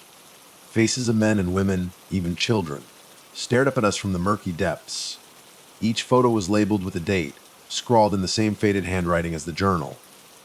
Some dates were decades old, some were recent. My eyes snagged on one date, clear despite the water damage of 2020. We realized with a sickening lurch that we were looking at victims. A catalog of the missing, laid out for us like some kind of grotesque trophy collection. Emily covered her mouth, tears streaming down her cheeks, silent sobs racking her body. She let out a choked cry when she found something nestled amongst the clutter, a delicate silver chain with a small, heart-shaped charm. She snatched it up, her hand trembling. This was my cousin's," she whispered, her voice barely audible. She vanished 2 years ago, without a trace. Emily had never believed the rumors. The whispers that her cousin had just run off, started a new life somewhere. Now she had confirmation of a far more horrifying fate. My mind reeled, struggling to process the sheer, monstrous scale of what we were seeing. I wanted to scream, to vomit, to do anything to release the crushing horror clamping around my heart.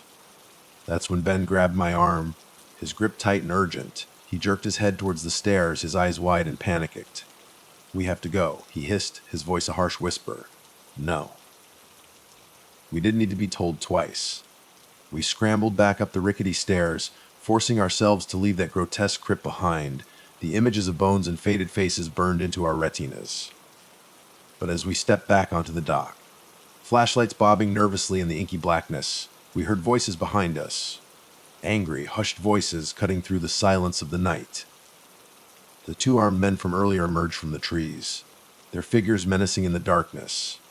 They must have seen us going in and out of the shack, realized we hadn't actually left. The taller one raised his pistol, aiming it directly at Ben's chest. The shorter one leveled his gun at me, his eyes narrowed and cold. "What did we tell you?" The taller man snarled, his voice low and dangerous. "We warned you to stay away." We found something," Ben said calmly, his voice surprisingly steady despite the gun pointed at him. "Something monstrous in there. This has nothing to do with you. We're leaving." The shorter man's face twisted with a mix of fear and rage. He spat on the muddy ground between us. "You're lying," he hissed. "Nobody's supposed to be near our lab. Did you see it? Did you see our operation?" "No," Ben lied, his voice unwavering. "We only checked this cabin for our missing friend. We're leaving. I swear. We don't know anything about your business. I don't know what might have happened next." If Ben's calm demeanor would have been enough to escalate the situation, or if they were just going to shoot us anyway. We were outnumbered, outgunned, and cornered. But then, a sound from behind us, a soft, liquid sloshing from the water's edge, stole everyone's attention. Ains. The Bruca. She stepped out of the shadows into a patch of moonlight that broke through the trees, her figure dripping and impossibly pale. Her eyes were dark as pitch, reflecting no light at all. The two men turned, startled. The taller one, momentarily forgetting about Ben, swung his pistol towards her. But in an instant, she lunged. With inhuman speed, she moved faster than I could even track, crossing the distance between them in a blur of white and shadow. She slammed into the taller man, knocking him off his feet with a sickening thud. The shorter man panicked, fired wildly, gunshots deafening in the still night, tearing through the silence. Ben seized the moment. He swung his shotgun around and fired at the second man, catching him in the shoulder. The man dropped his weapon with a cry of pain, clutching at his bleeding arm. But just as Ben turned to fire at Aggs, the first man, still scrambling on the ground, fired back. Crack. The gunshot ripped through the night, closer this time, too close. Ben staggered, stumbling backwards, a dark red stain blooming rapidly across his shirt. "Ben." I screamed, my voice raw with terror. Ben, even wounded, didn't falter. He fired again, point blank, and the first man collapsed to the dock, a wet, gurgling sound escaping his lips. But the damage was done. Ben's knees buckled, and he fell heavily to the rotting wood, his shotgun clattering beside him. Emily ran to him, dropping her knees beside him, pressing her hands frantically against his chest, trying to stanch the bleeding. It was too much. We both knew it, even in the chaos and terror. Meanwhile, Agnes wasted no time with the wounded, whimpering man. She grabbed him by the ankles and started dragging him, screaming and thrashing, towards the water. The sound of his cries died quickly, abruptly cut off as he was swallowed by the lake's dark depths. I dropped beside Ben, tears streaming down my face, hot and useless. He looked up at me, coved, a wet, rattling sound, and grabbed my hand, his grip surprisingly strong despite the blood soaking his shirt. "Get out of here," he whispered, his eyes flickering towards Emily, who was still desperately trying to help him. "Save yourselves." Then his grip went slack, his eyes unfocused, and his hand went limp in mine. We lost Ben in that moment. I wanted to sob, to scream, to grieve for him, for Mark, for everything that had happened. But a new icy horror froze the tears in my throat. Emily had gone strangely still. She stood frozen, staring out at the lake, her eyes glazed as if in a trance. Her mouth hung slightly open, slack and lifeless. From the water's edge, Agnes's dripping figure reappeared, rising slowly from the depths. Her dark hair was plastered to her face, and her lips curled into a predatory smile, a chilling, triumphant expression that sent shivers down my spine. She stared directly at Emily, and then Emily began to move. Slowly, mechanically, like a puppet on strings, she started walking towards the water, towards Agnes. "Emily?" I screamed, scrambling to my feet, my voice hoarse with terror. I lunged forward, trying to grab her arm, to pull her back from the edge. She turned on me with a feral snarl, a sound that was nothing like Emily, nothing human at all. Her eyes burned black, just like Agnes's. She shoved me back, sending me sprawling backwards onto the rough, mossy ground. I felt rocks scrape against my palms, but I scrambled back to my feet, adrenaline surging through me. Emily lunged again, her face contorted with rage, her movements unnatural, jerky. She seemed stronger than she'd ever been, possessed by something ancient and vile. "Come with us," she hissed, her voice layered, echoing with something inhuman, something other. "Don't you see? She will give us life forever."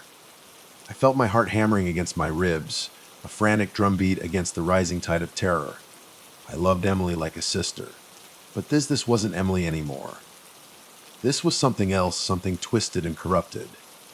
My hand instinctively went to my pocket, closing around the small switchblade I always carried, a nervous habit from when I used to travel alone. My hand shook violently as Emily charged again, her possessed eyes burning into mine. I slashed out wildly, blindly, tears blurring my vision. The blade caught her in the side, a sickening rip of fabric and flesh, but she kept coming. She slammed into me, knocking me off my feet, the air whooshing from my lungs. Her hands closed around my neck, nails digging in, cutting off my air supply. Dark spots swam before my eyes, my lungs burned, screaming for oxygen. In desperation, with the last vestiges of my strength, I managed to twist my knife and plunge it upwards into her chest, right where her heart should be. Emily's entire body tensed, convulsing violently. Her grip on my throat slackened, her nails losing their purchase. A crimson stain bloomed rapidly across her shirt, spreading like a grotesque flower. She collapsed on top of me, her weight crushing the air from my lungs. For one fleeting second, her eyes reverted back to their normal, warm brown. A look of heartbreak and confusion flickered across them. "Sarah," she whispered, blood bubbling from her mouth. Then her eyes fluttered shut and she went still, the weight of her body suddenly, irrevocably lifeless. I sobbed, cradling her as best I could, my mind reeling with shock, grief, guilt, and a bone-deep terror that threatened to consume me. A faint movement in the water made me look up, my gaze drawn back to the lake against my will. Agnes stood there, motionless in the shallows, her pale face twisted in an eerie semblance of triumph. She had claimed another soul. Then, as if bored with her grim victory, she sank back into the dark water, disappearing once more, leaving nothing but ripples on the surface. I wanted to lie there forever, to join Emily in the cold embrace of death. But the chilling realization that I might be next, that Agnes might still be out there, waiting, forced me to act. I slipped free from under Emily's lifeless form, inhaling a shaky, shuddering breath of the putrid air. My entire body trembled, convulsing with cold and fear. I stared back at the shack, at the bodies on the dock, at the dark, hungry water of Shadow Creek Lake. If I stayed, I was dead. So I ran. I don't remember much of the escape. Just fragmented images, disjointed sensations. Sprinting blindly through the dense forest, flashlight beam bobbing wildly, heart pounding like a frantic drum in my ears. Every shadow seemed to writhe and twist. Every snapping twig made me jump, expecting Ags or the meth dealers or some new, unimaginable horror to snatch me from behind. When I finally stumbled out of the woods and reached my car, parked precariously on the side of the dirt track, I fumbled with the keys, my hand shaking so badly it took me 3 tries to fit the key in the ignition. The engine finally roared to life, a blessedly loud mechanical sound that broke the oppressive silence of the forest. I slammed the car into reverse, tires spitting gravel, and drove. I didn't stop driving until I reached the nearest town. A cluster of houses and a flickering gas station sign looked like a goddamn oasis in the middle of nowhere. I burst into the tiny, one-room police station at dawn, clothes torn, face streaked with dirt and blood, babbling incoherently about what had happened at Shadow Creek Lake. The local sheriff, a man in his late 50s with tired eyes and a world-weary expression, watched me with an unsettlingly cold detachment. He took my statement, writing everything down in slow, deliberate strokes, then told me to wait. I sat there for hours, shivering under a thin, scratchy blanket, sipping lukewarm coffee that tasted like chalk and despair. Eventually, a group of men in dark suits arrived, their faces grim and unreadable, FBI they flashing badges with practiced efficiency. They asked me countless questions, their voices flat and emotionless. I told them everything. About the remains in the basement, about the Broca, about Ben being shot, the drug dealers, Mark's disappearance, Emily's possession. I poured out the whole horrifying story, every gruesome detail. They scribbled notes, exchanged glances, and then left me alone again in the cramped interrogation room for what felt like an eternity. When they finally let me go, hours later, the sheriff walked me out to the front steps of the station. He placed a heavy hand on my shoulder, his grip surprisingly strong. "Forget what you saw out there, Miss Jenkins," he said, his voice low and gravelly. "This place, it has a bad history. Best to just let it lie." I stared at him, speechless, my mind struggling to process his words. "What do you mean?" I managed to stammer out. He didn't answer. He just turned and walked back inside, the heavy wooden door shutting behind him with a resonant click that echoed in the empty morning air. A few days later, fueled by a desperate need for answers, for proof that I wasn't insane, I tried to return to Shadow Creek Lake. I packed my own camera, determined to document what I'd seen, to expose the truth. But the roads were blocked off, barricaded with official-looking signs. Local officials claimed there was a toxic algae bloom, some kind of environmental hazard, and the entire area was under quarantine. No sign of the meth lab, no sign of the shack, no sign of anything to corroborate my story. When I reached out to the FBI agent who'd interviewed me, I got the runaround. No record of any special investigation, no official statement on the bodies, on the remains in that basement. It was like Shadow Creek Lake had just swallowed everything whole, leaving no trace behind. Days bled into weeks, and my life started to unravel. I told my story again and again to reporters, to missing persons detectives, to anyone who would listen. They all came back with the same dismissive conclusion: Mark, Emily, and Ben. They drowned, tragically under mysterious circumstances. The 2 unknown men, never identified, case closed. The evidence was gone or inconclusive, they said. No one believed me. I became the crazy girl who told ghost stories about a witch in the water, a conspiracy theorist ranting about local police and the FBI cover-ups. My friends grew distant, their eyes filled with pity and unease whenever I started talking about Shadow Creek Lake. The sheer, unbelievable weight of my account seemed to drive them away, one by one. In my darkest moments, lying awake at night, staring at the ceiling, I even started to question my own sanity. Maybe it was all a delusion, a nightmare brought on by stress and exhaustion. Maybe I'd imagined the bones, the photos, Agnes, everything. But then I remembered Mark's camera. I'd managed to salvage it from the mud, even though the memory card was waterlogged and corrupted. The footage was damaged, mostly static and digital noise beyond repair. But there were a few frames, fleeting glimpses that flickered across the screen. Frames of the shack, barely visible through the distortion. And in one of those frames, a faint, indistinct figure in white near the doorway. It wasn't enough to prove anything, not really. But it was enough to keep me from completely losing my mind. It was enough to remind me that I wasn't crazy, that what I'd seen, what I'd lived through, it was real. Months later, I heard whispers online, that a new group of YouTubers were planning to visit Shadow Creek Lake. They'd found the same local legends, the same creepy stories that had drawn Mark in. I tried to warn them, to reach out, to tell them my story, to beg them not to go. They laughed it off, of course, dismissing me as a hoaxer, a marketing gimmick for their own fearless exploration brand. They even blocked me, called me a troll. I know in my heart that they never came back. They disappeared without a trace, just like all the others. And the local news, predictably, chalked it up to another tragic accident. Another drowning at the cursed Shadow Creek Lake. The lake, I suppose, had claimed new victims. And somewhere in those dark, hungry waters, the broken eggs waits, smiling her predatory smile at the next foolish visitor who dares to answer her call. That's everything that happened. I've told you the entire story, no matter how unthinkable it sounds.